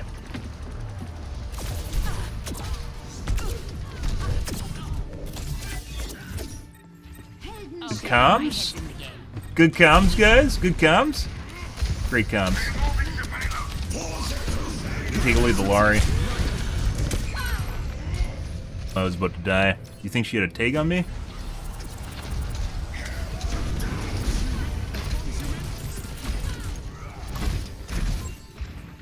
I don't think she should have known how much HP I had.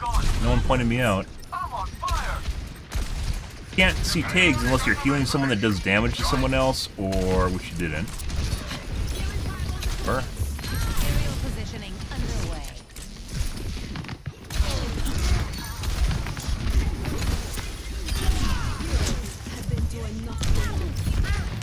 right on top of me. I require healing. Knew exactly where I was behind the fucking wall, just sitting there. The fuck is that? What the fuck, guys?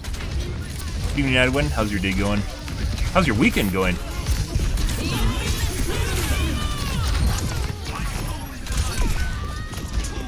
Good.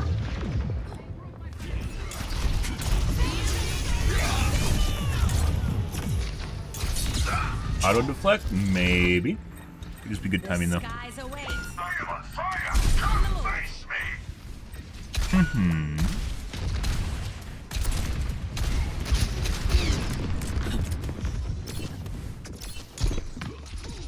Killing pylon deployed.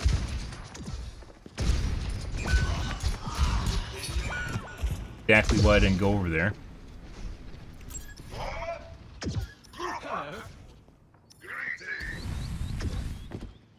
Now we have to fucking wait.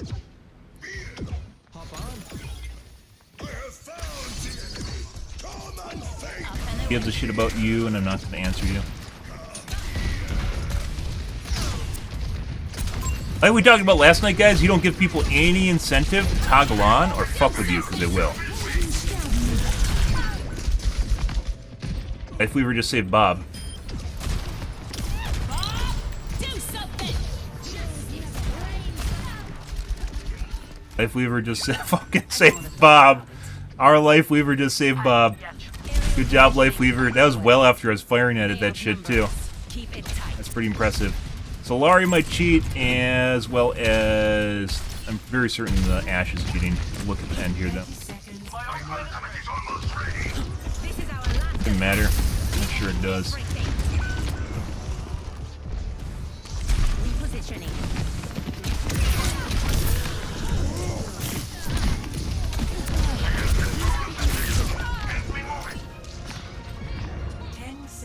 Take a look at Ashe. Ashe's like accuracy went down. guy. This is the guy that also tried to talk to us. Returning to battle. Diamond. That's not a diamond. Yeah. This is not a diamond. There's the enemy. Diamond and gold. My tree's gone. If I come, I'm moving the payload. That's the guy with the gaming chair. Join me.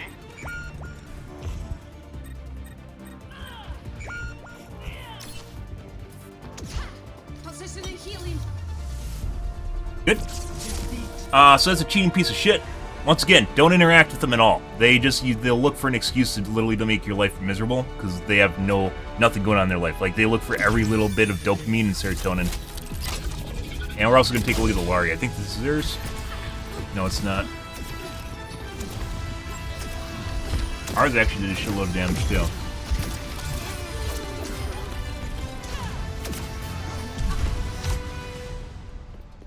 Take a look.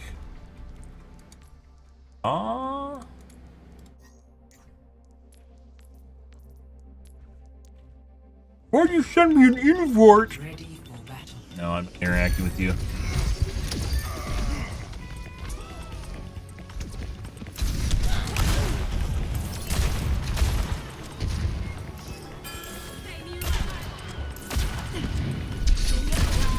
So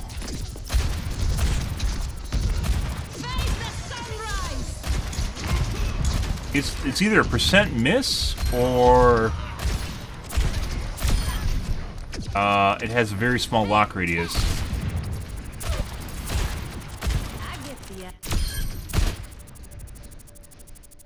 We're also gonna take a look at that spot where he dynamited me over the top of the wall, exactly on my head. This is something. Yeah, you can't see this guy's HP. I guess he's seen where the snowball. I was over the edge. He shouldn't have been able to see me. Maybe he saw my wings. Hey, catch! I get the idea.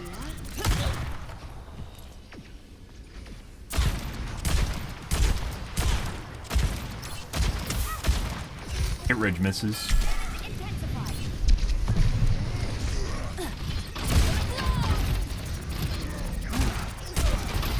Guy doesn't know what to do.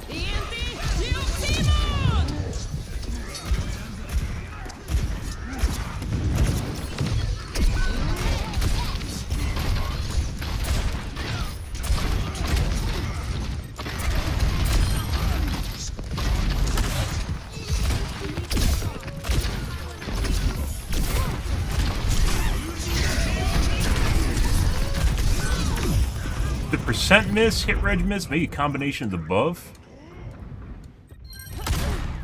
Heroes never die. Good.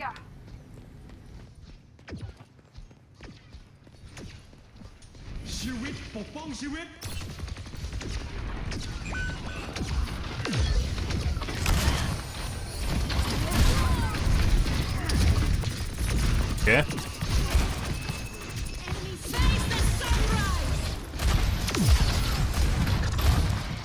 Hit reg miss, what the fuck are these?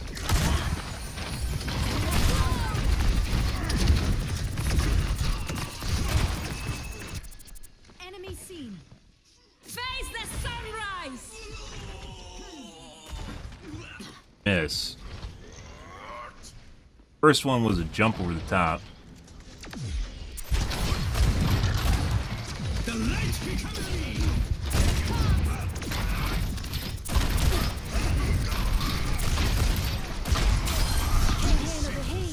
Stay out of my way. You can literally see the overshoot and the correction by the aimbot. Where he double flicks. Players don't double flick. That's not something players do.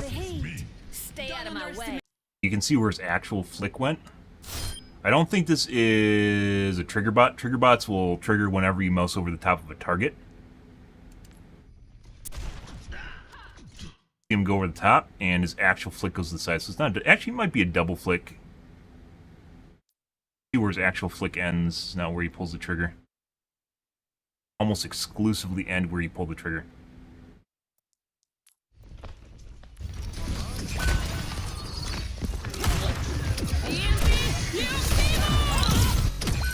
Just casually locking to the Genji and not pulling the trigger. Not right here.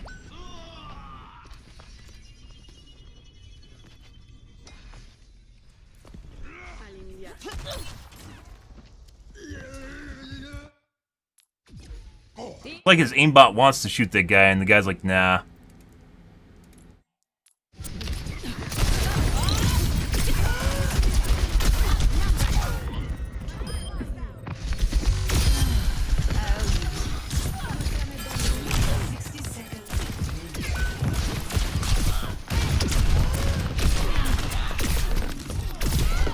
Close.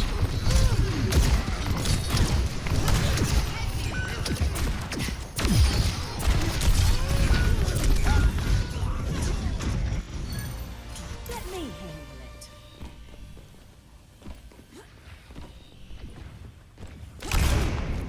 I'm here to support. They're coming. Let's go.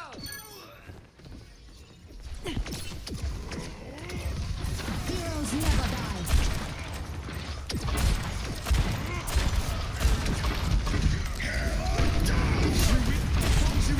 I guess. You never know when they might show up out of that tunnel. You gotta work out for that widow. It doesn't exist.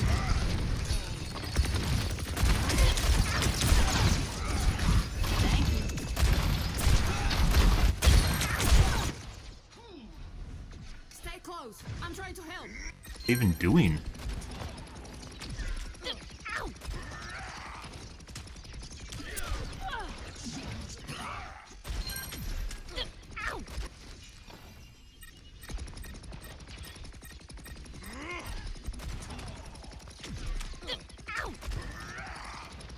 It's like they're pulling the trigger and then it flicks to the target and lands on the target after they pull the trigger. Look at this. Fires.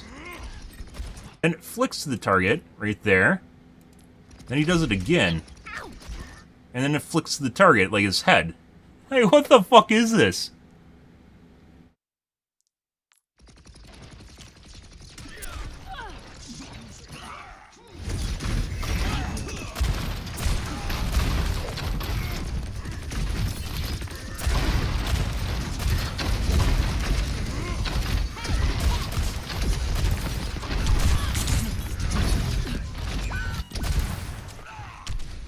Just casually locked the life lever behind the cover. Recharging. Just stuff it out.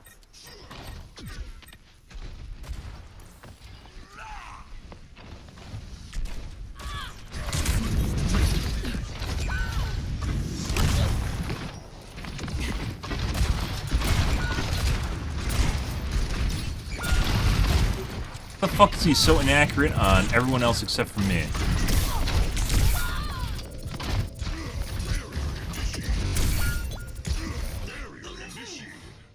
And for good measure, just threw the C4 right on top of me.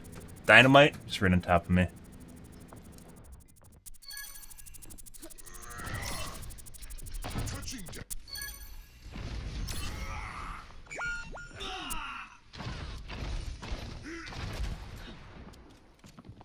Like, that's when I'm behind the wall. He can't see me at all.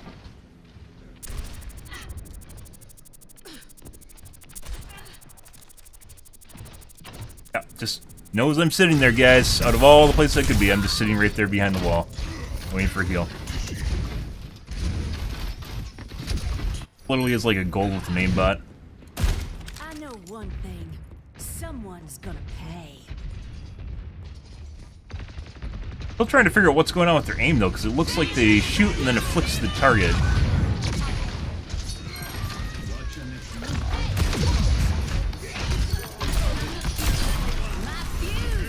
That is very, very sticky for how bad this guy is.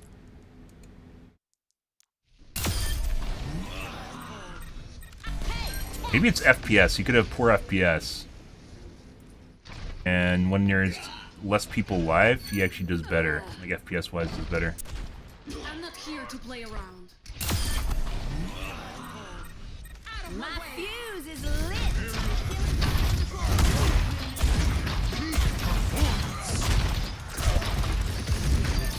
Fuse-skated? I know you'll bring me back.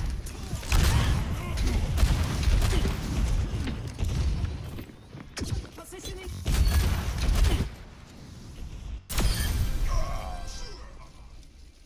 I know you'll pay me back.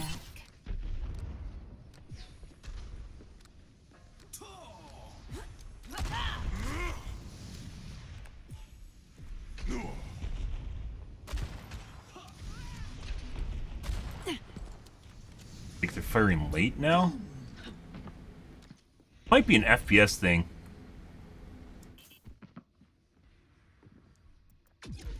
Positioning healing pylon. I get the idea. She's good. Double riding that herd. They go from hitting absolutely nothing, and then they hit all their shots. This guy's definitely cheating, just trying to figure out how he's cheating. Playing with something right now. Oh, this is when he tried to communicate with me, which we didn't communicate at all, because fuck this guy.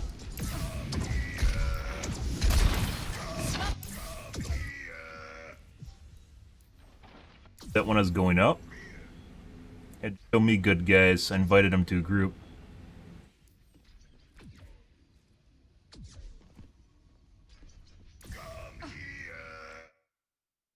100% cheating. He is most definitely cheating. That's for when I went up in the air. And he can't see my model right now. There's nothing revealing me. He knew exactly where I am going up at the same time. Good for him. Okay.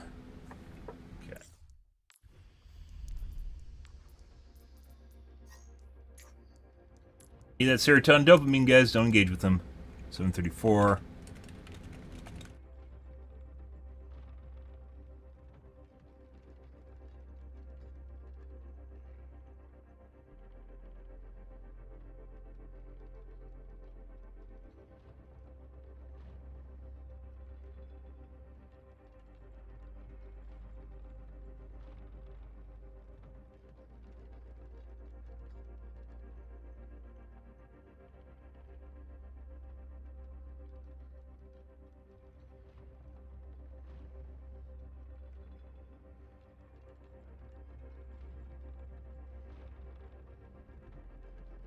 Really weird. So, like, the shitty thing is, guys, the thing about, like, malfunctioning aimbots is they can look very, very similar to human behavior. Like, very, very similar. Like, because they'll fuck up and look just janky.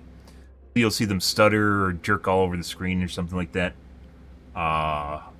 Sometimes they lag behind the target, like they're mirroring, or, like, mouse trails on your screen, like trailing the target behind.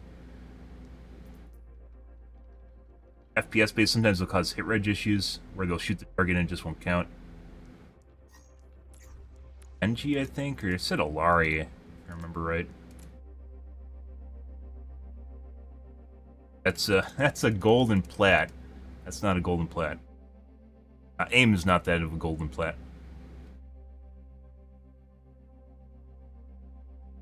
Look at the Lari.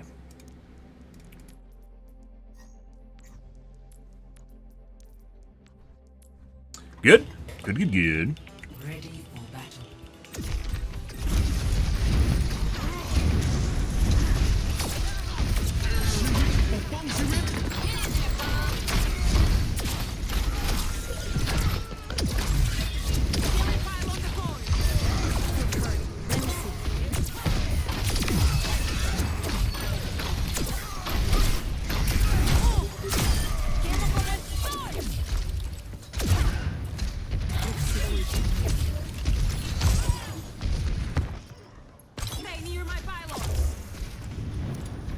Did get a couple of cheeky hits on me, but it might not have been anything. Face the sunrise! Feels better. Thanks. Game looks stuttery. If you guys aren't seeing that, it's not fluid. Not always fluid. Remember how I just talked about how aim gets stuttery when people have shitty aimbots? These injuries aren't something to be proud of.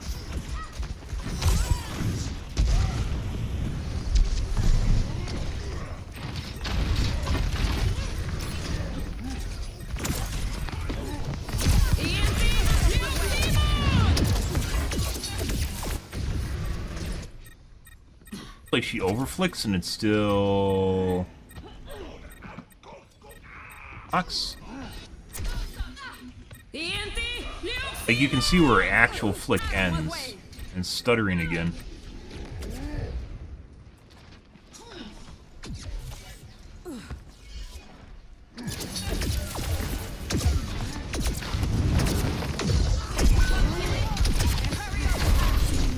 Stuttering again. Stuttering again.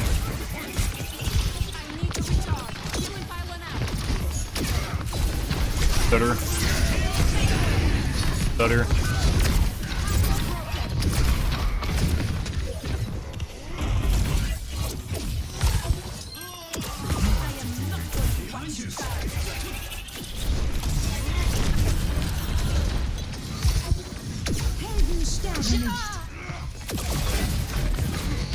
That's where she insta-give me as I threw her on top of her.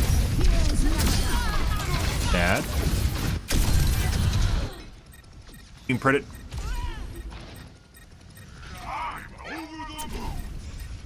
Heroes never die. Blast it. Justice. Take cover. Overflicked over me.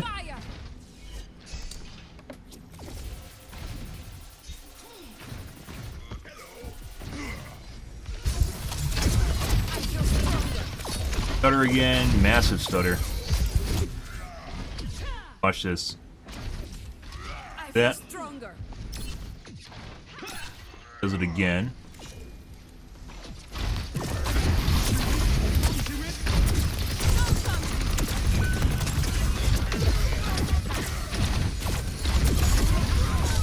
Still stuttering.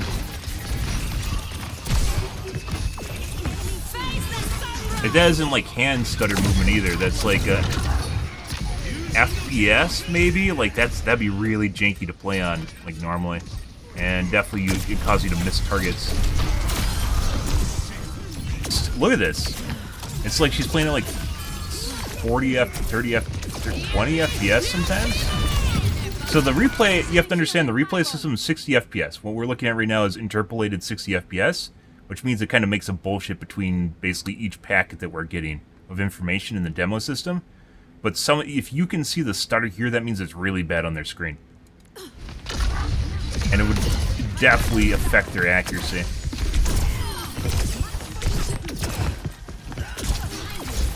You can see it pretty frequently when she moves around. Very clear.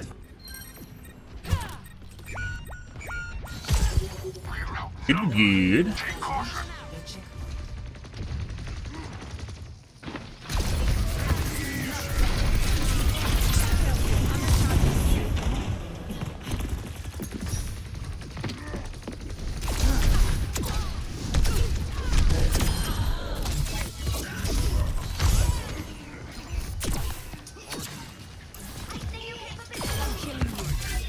Like if you're getting like 20 to 60 FPS, it is definitely gonna absolutely screw up your ability to aim or flick at all.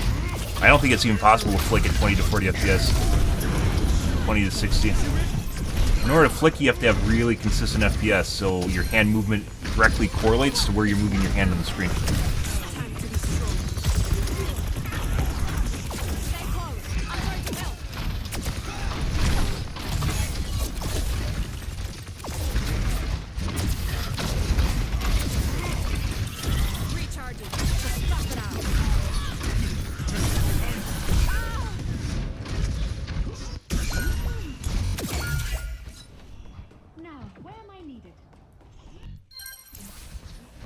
This is real strength. Working on. I need to recharge. What's going on there? You can see the stuttering again. Look at this. I think this has to be FPS related. You can see it. See how janky it is? Aimbots cause like you can play Overwatch on a potato, guys, and you'll probably be fine.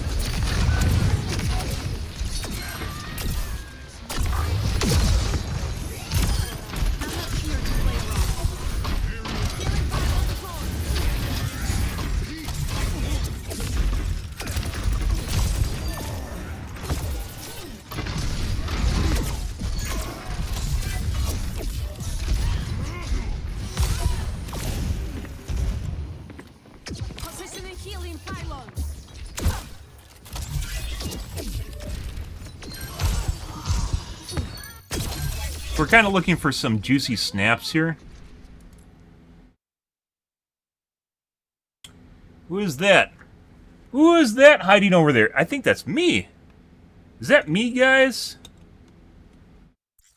Go take a look. You find in the middle of nowhere. This is not an angle. This is nothing outside the ordinary. She is clearly looking at me over here.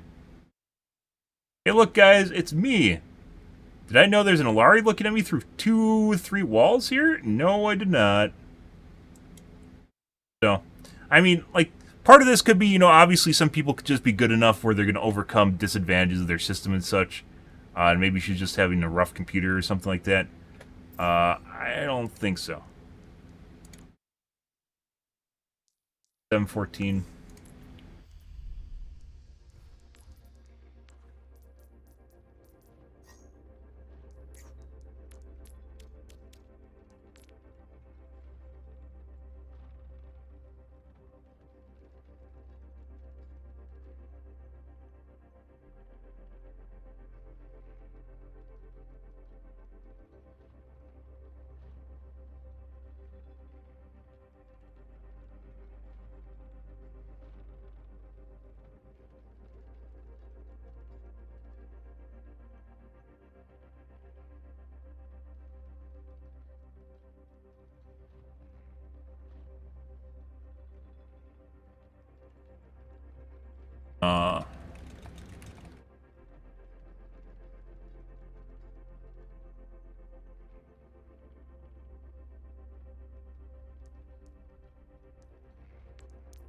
Next game. Off we go, guys. Oh, how's everyone's night going, guys? Happy Fry Set. Hope you guys are having a wonderful evening. My God. We actually, games so far haven't been super horrible. Kind of humiliating dying to a plat/gold that barely seems to know how to... Incredibly accurate.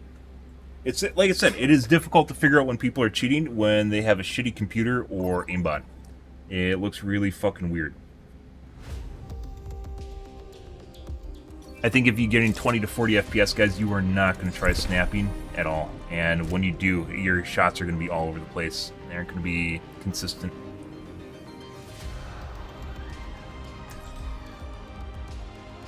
But money? You want the money? I'll give you the money, Idwin. All the money. Some of the money.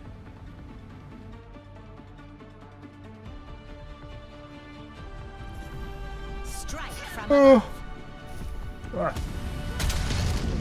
Good leadership makes all the difference. Ah, and a good showing for a first game. Stay inside. I know you guys are all like, he can't play Overwatch at all. I know I can.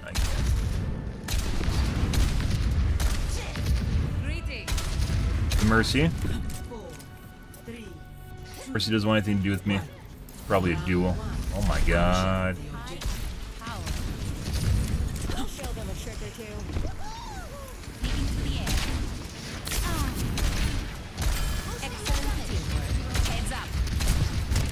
There are turrets in there.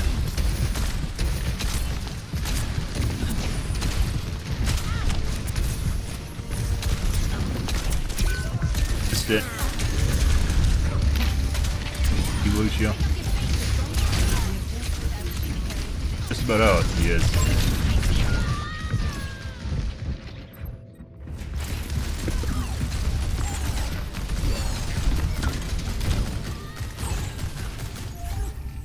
And we might have just saw something weird there. Repositioning.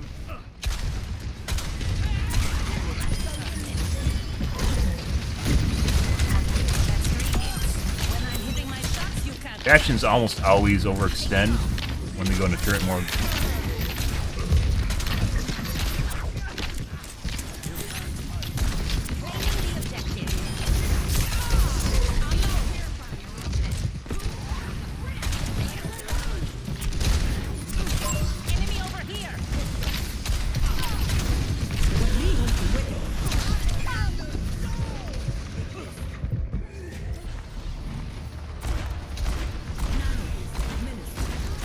That's the Bastion, who I said we might have saw something weird on earlier. My head's in the game. Hey there. the McCree.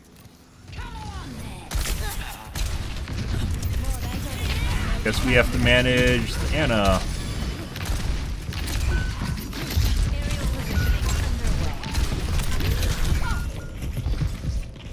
Walks out.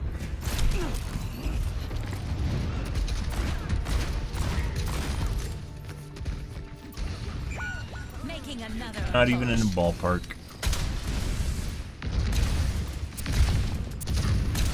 I don't think so. There they are. Get ready. Health restored.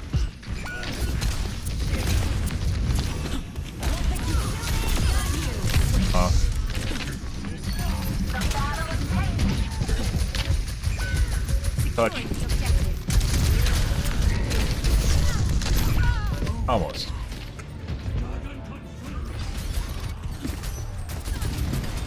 Nowhere to use the ult, guys. Never have HP because we didn't have any heals. If I tried ulting with 100 HP, I'd instantly die. Maybe we can go over here, maybe. Try to do a thing. Hey, we killed the tank.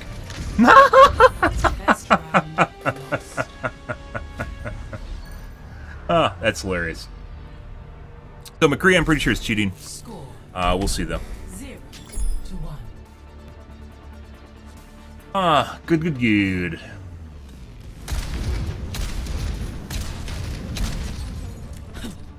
I do not wish to be. Collector.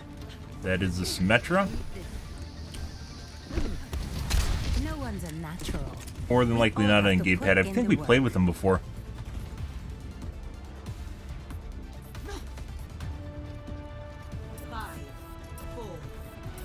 Not doing too bad. Stuff's not happening here though. Team-wise, not doing bad.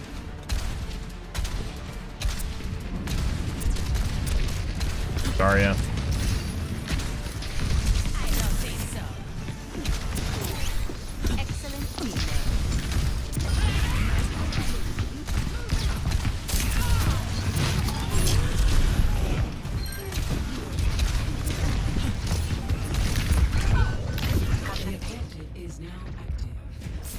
Let's check pre-made.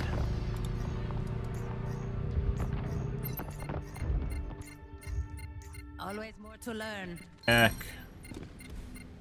Taking the objective. So the two DPS are together.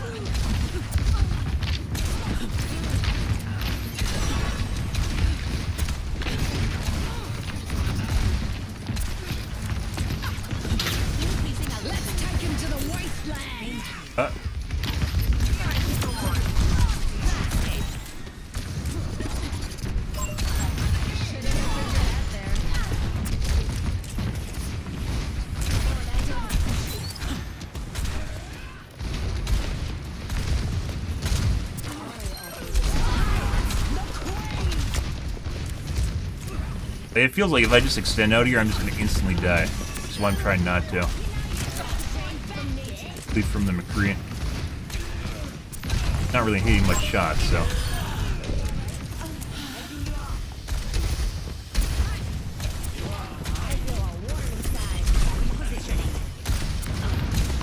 Oh, did it to check groups.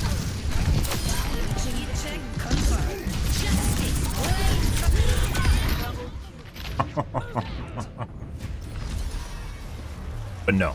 No, I did not. Shake it off. On the move.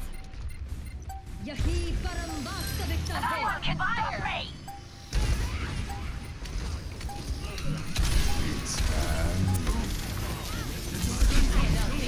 Down too much.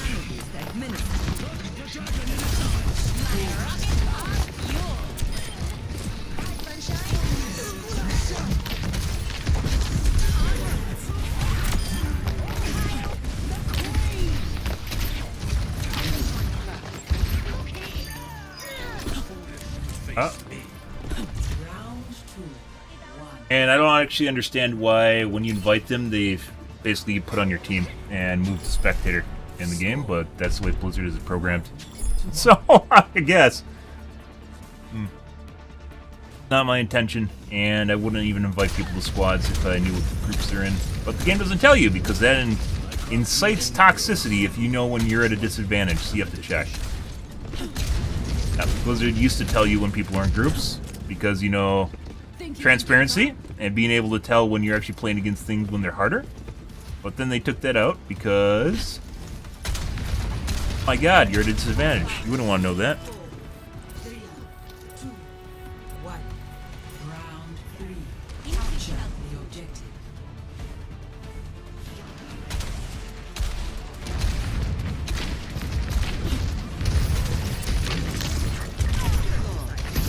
Kill.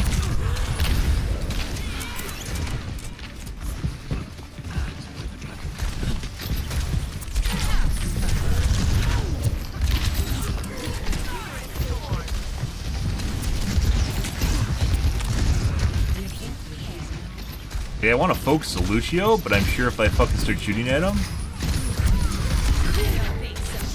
the McCree's just gonna boot me. Not what we want.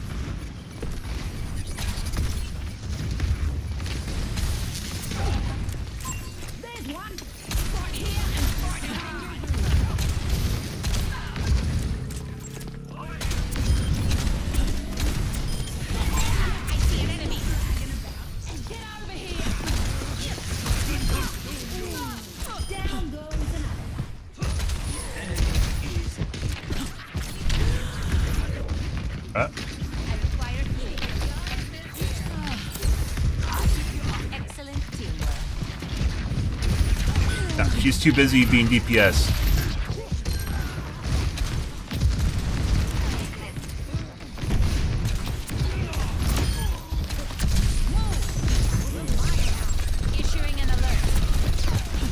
That is a Symmetra, who is supposedly on controller. Very accurate.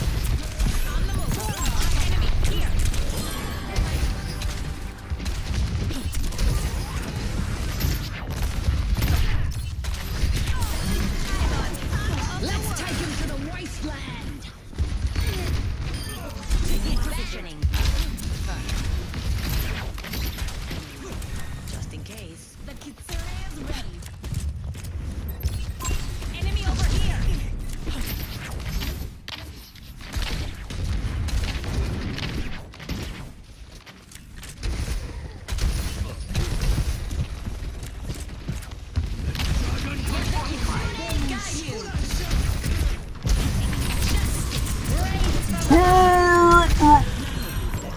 That's gone.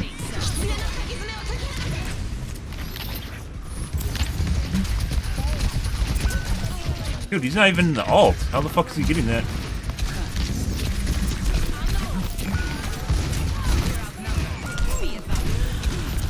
Oh my god. Oh my god! You saved him from death twice.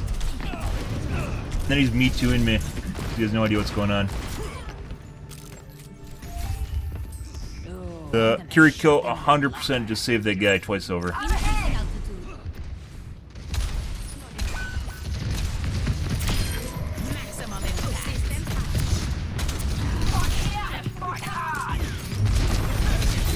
I.E.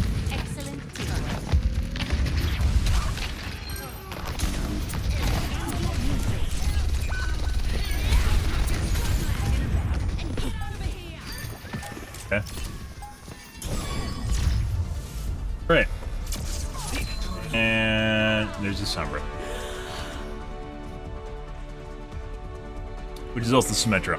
And we could pretty easily tell if she has a Zim, if we wanted to. Our tank did a boatload of damage, apparently.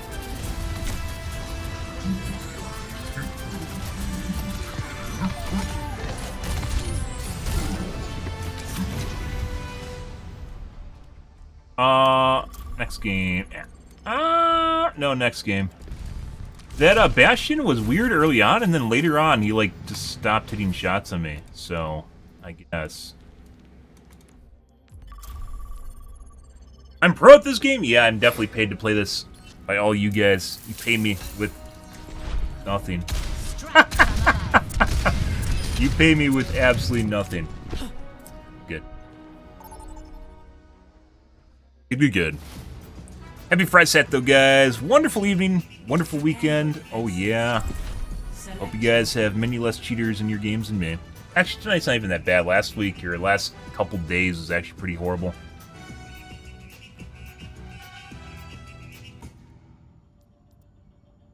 Had worse.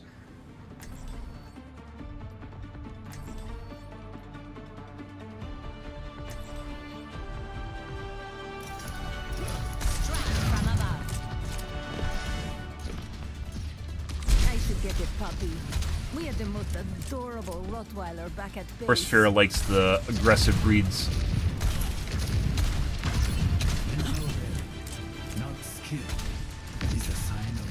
Like whenever you see a pit bull attack someone, and then everyone comes out and talks about how pit bulls aren't aggressive at all, and you're just like, yeah, that's not the way breeding works. That's not the way genetics work. You can pretend that's the way genetics works. It's not the way it works. You can train a lion, and hopefully the lion won't eat you. That doesn't mean that the lion is tame. You know, that's not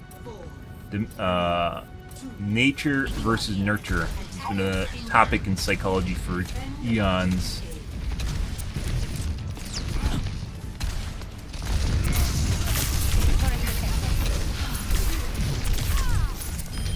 Got it?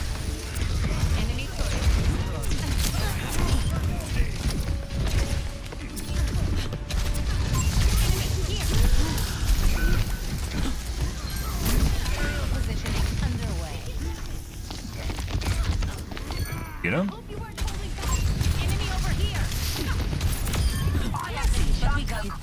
Actually got healed.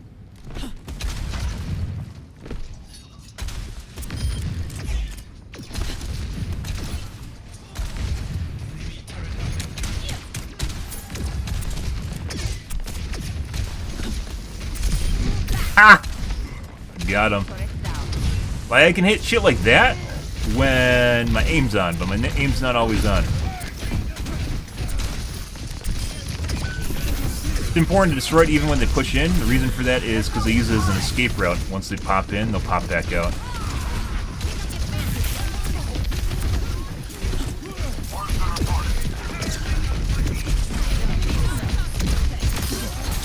Nice.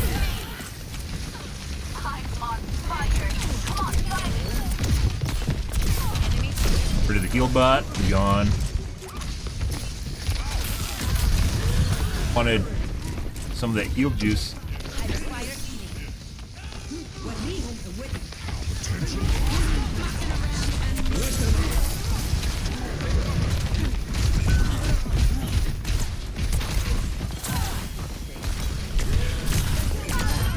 Oh, I thought I gibbed her. I didn't.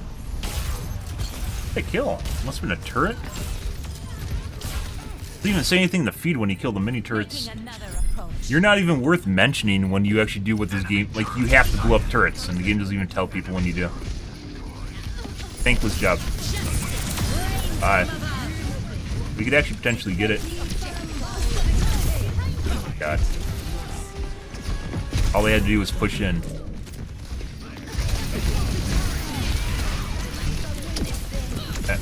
I'll just casually wait for heals.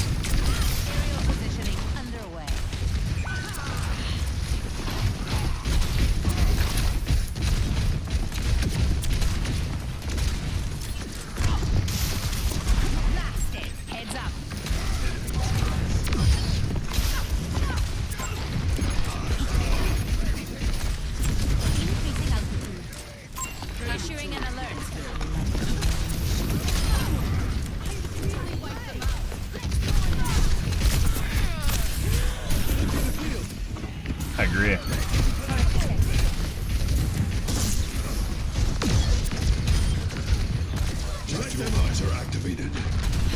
Okay. Alright, Bap. Okay. Here I am trying to use your window.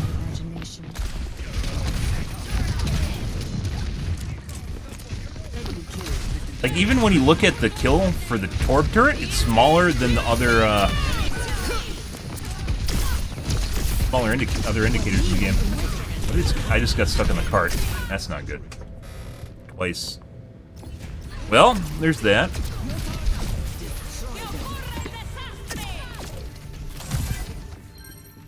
Shake it off. Good. Like half of playing fair is learning where you can go backwards so you can retreat and run away constantly.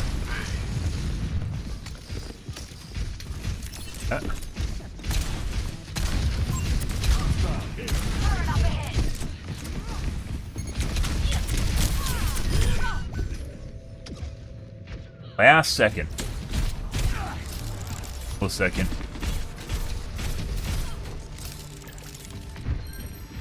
Returning to battle. En route. Enemy turret sighted.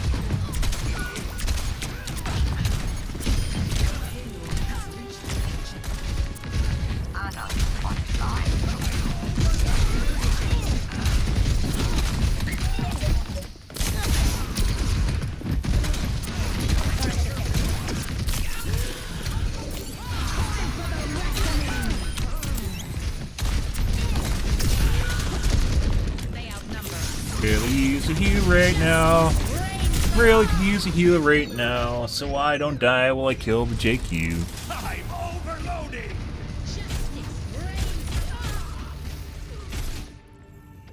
Okay, my head's in the game. Good.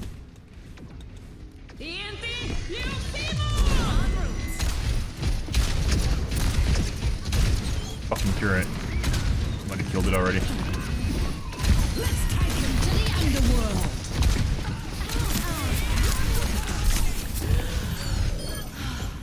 Doubled, I need healing. Increasing altitude. Okay.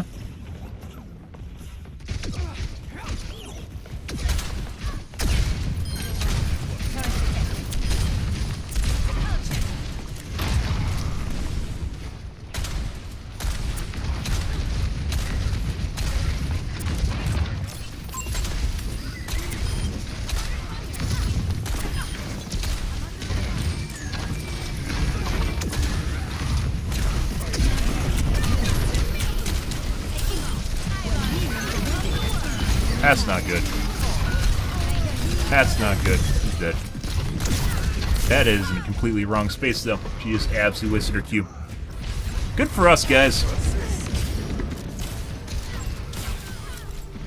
Good, good, good. I don't stay down.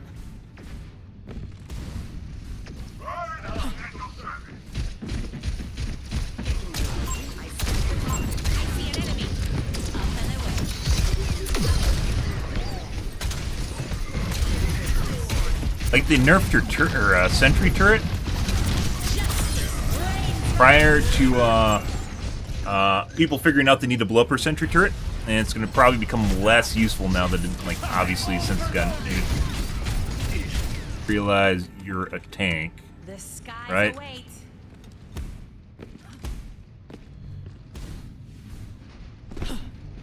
I'm like the most important player on the team. Counts for 2 players, in my opinion. Yeah.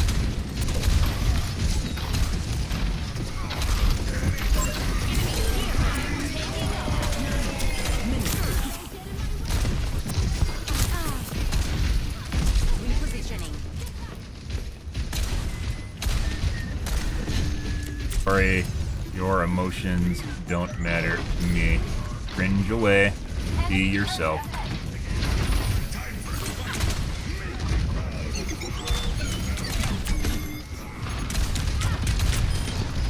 Ha ha ha ha! I require healing. 60 seconds. وريهم قوتك.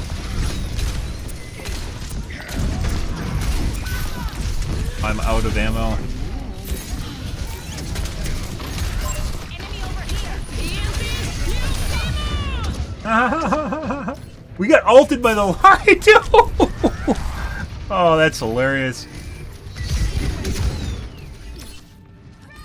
By the way, if you guys didn't know, cringe infers that the person is emotionally, like, they're cringing because what you're doing, they can't, like, handle it emotionally. But that infers that you're also, that you actually care. Like, if cringe infers that someone is cringing at what you're doing, but that's their emotional attachment, not yours. Like, which means you can just say fuck off because cringing doesn't matter. That's their emotional reaction. That's like saying they're crying. It doesn't matter. You don't need to care that the other person is cringing at all. That's the secret sauce to cringe, is you just say you don't care. Because then it rejects their feelings and that you need to care about it. Wow. Wow.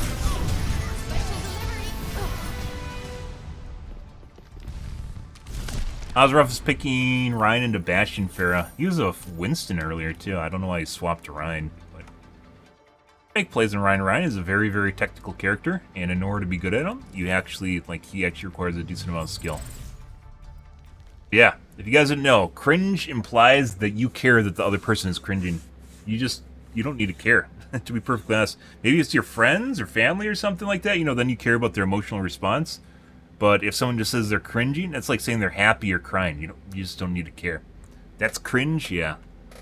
I don't care that you're cringing.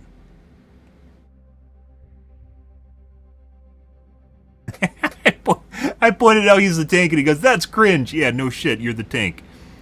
Sorry that you can't cope with the fact that I blew you up because you're a tank. That's cringe.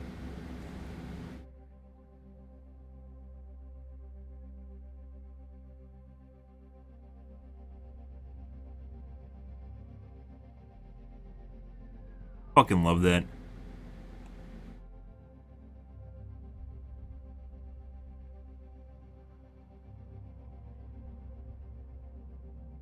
Cringe, guys.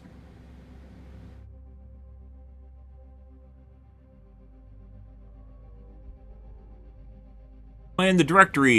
Yes, I am. God, I'm in the Facebook directory too. 3 for 3. Are we in the Kick directory? I was gonna say Twitch. Are we in the Kick directory? We are.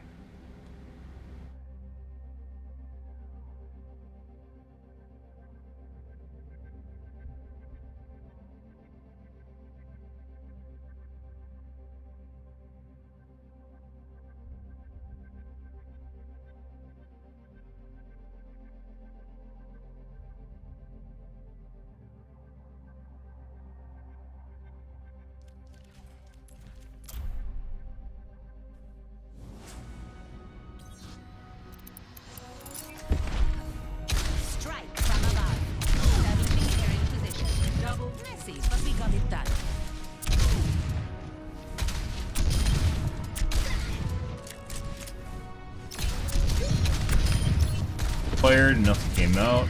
It happens. It does when you get older, guys. Not so much gals, but,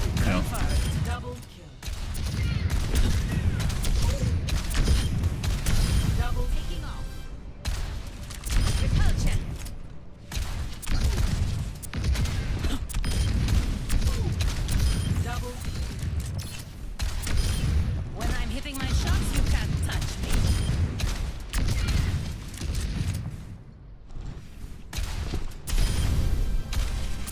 I don't think so.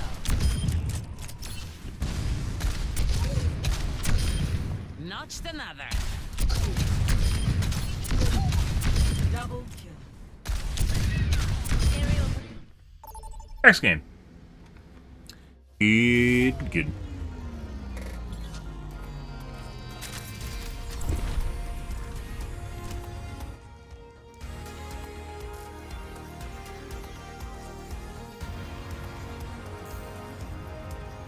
Endorsement ones you have to watch out for. In order to be endorsement 1, guys, you literally have to get endorsements literally ever. Like, no endorsements ever.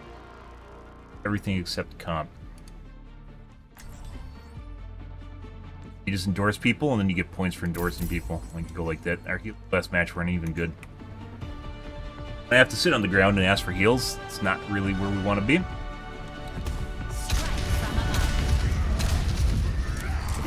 Hello. No mistakes. No mercy. Flying the friendly skies. Sorry, but I need to jet. 5, 4, 3, 2, 1. Yep. Objective unlocked in 30 seconds.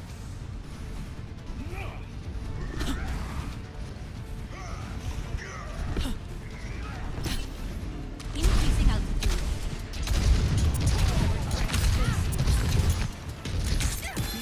Excellent.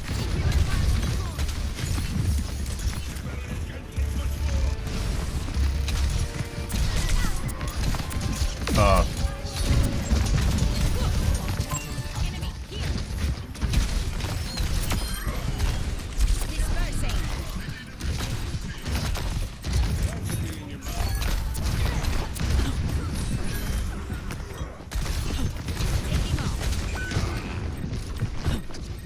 Ran away. Yep. Good. If it's intentional or not. Yep.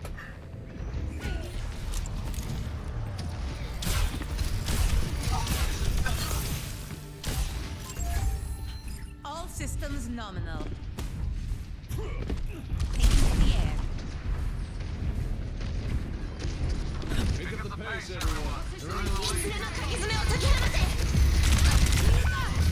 What's going on with my aim? Definitely does not feel right. Shake it off.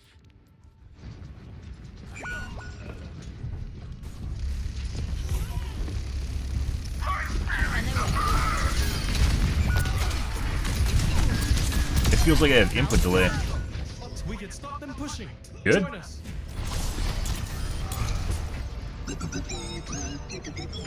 Making another approach.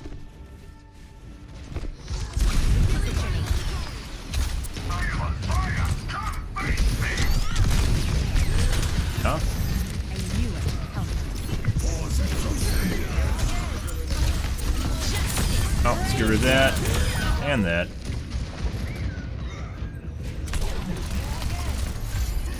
Ryan trying his very best to save the Bastion. Probably a waste because it's 5v3. But... Increasing altitude.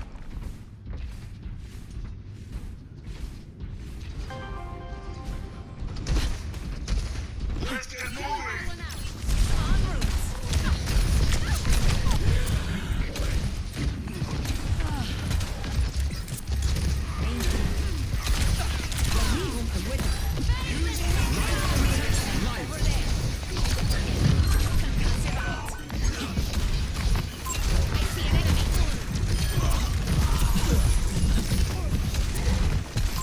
En route. Line of sight them. Got him. Escorting the robots. So we forced the healers away, which then line of sighted them, and Hog lost healers and then died.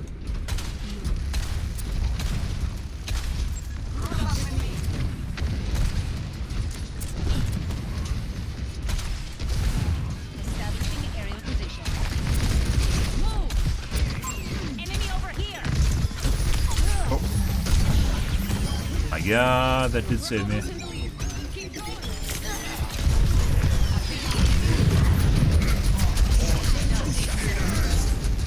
Wow! The fuck was that? That was even before they ended up on the ground. Third.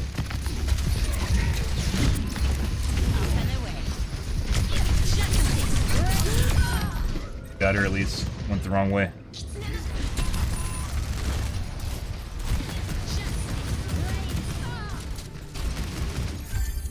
Anna's really accurate. I think we saw Anna miss one shot so far. And That was a very accurate bastion. Then it was also pre-aiming at me as I was skidding over the top of the roof.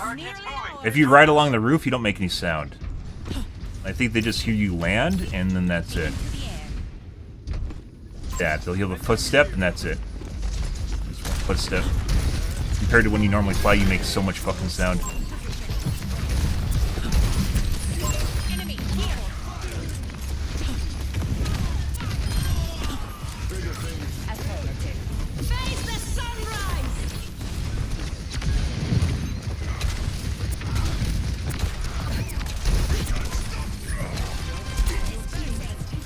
That's not where we wanted to go with them.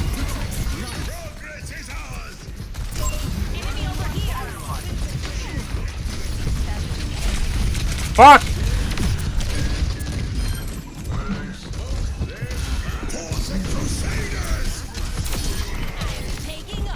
Nice.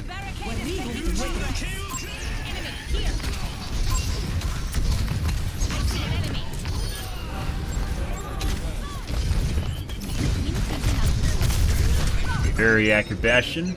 That wasn't even sentry mode, guys. Game. That guy's cheating. Good. Accuracy, we're doing pretty good.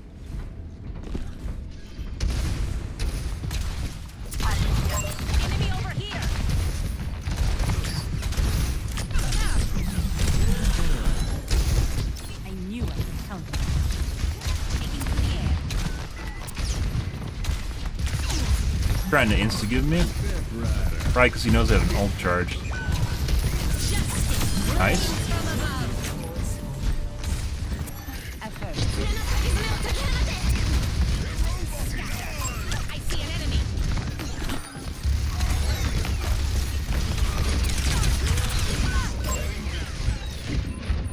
By the way, pinging people is incredibly important, guys, when they're low on health. It's the same thing as a call-out for last hit, only it's more accurate. It's actually better than a call-out that someone's won, because it tells them, it confirms that they're actually won. There's a lot of people that'll say someone's won. One shot, one hit, last pixel, stuff like, there's all sorts of names that gamers have come up with over the years, and they've oftentimes drastically inflated how close people are to death. The reason for that is because it makes them look better, like they almost did that much damage before the other person died.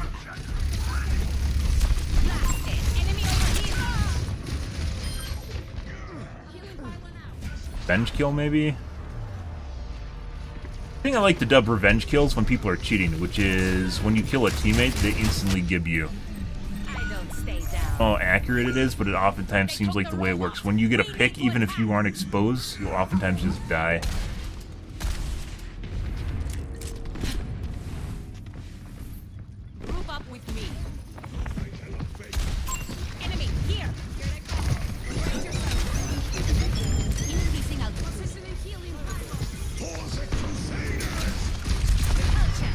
Fuck up his healing.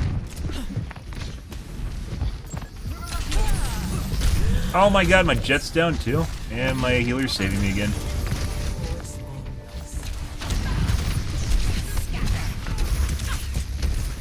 Hanzo is definitely in here. He's gone.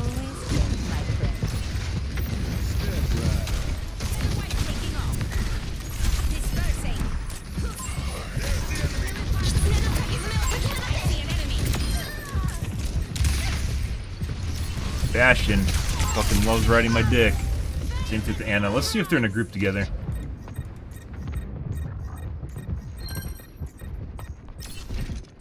Restack! Slayer and Charo. No, so one of the guys I think is cheating is actually not in a group. And the Bastion is not in a group, but the Hanzo is. And the Anna's kind of sus too, but she's not in a group. Oftentimes you see them grouped together, but sometimes not. You drop off. Okay.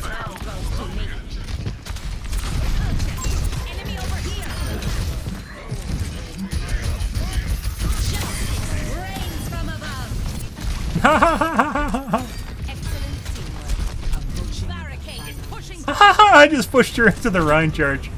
Ah, funny shit. Gotta stay away from the Bastion. Be out, he is. Nice. See if we can go after the healers. Accurate? Is that the Hanzo? 100% accurate now. Okay. If we follow them, we can end this.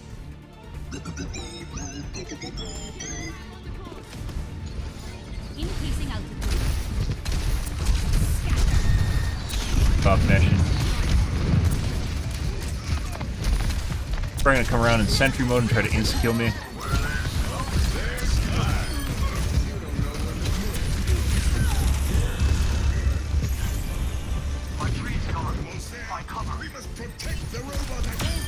Is he just hiding here from me?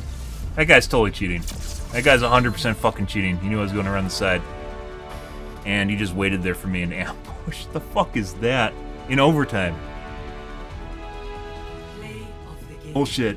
Bull fucking shit. He was waiting in overtime for me in a corner.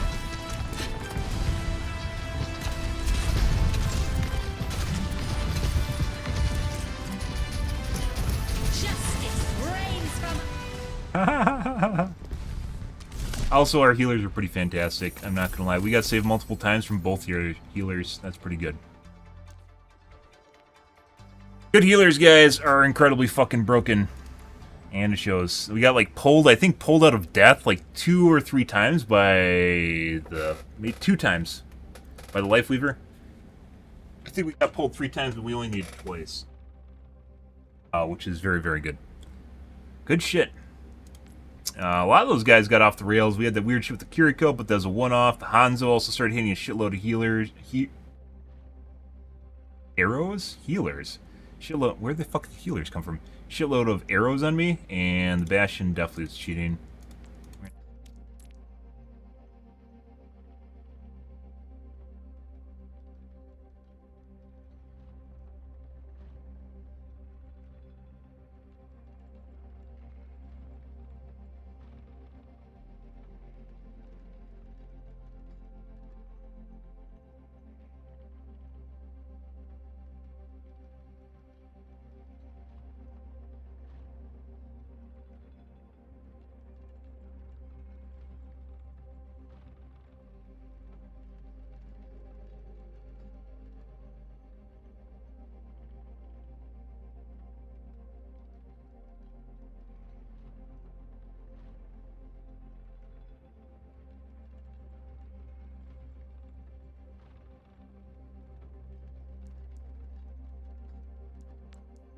Alright.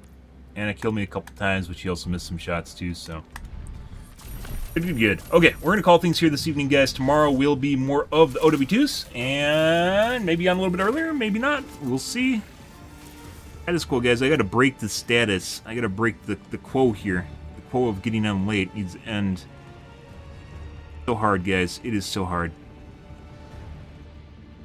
Alrighty. Let's get out of here for this evening, guys. If you are new to stream, make sure to hit the follow button on your select platform. I stream to Kick, Facebook, as well as YouTube Live every day from late night to early morning, GMT-6, so about 11 p.m. Central Standard Time to about 4 a.m. And give or take, it depends what's going on in my life, what's happening, etc., etc. So late night North American time, guys. You just stream for 3 to 4 hours, give or take, depends what's going on in my life, what's happening, etc. I'm out here for this evening, though, guys. Tomorrow will be more of...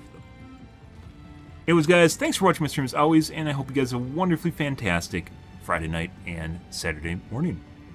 Have a good day, guys.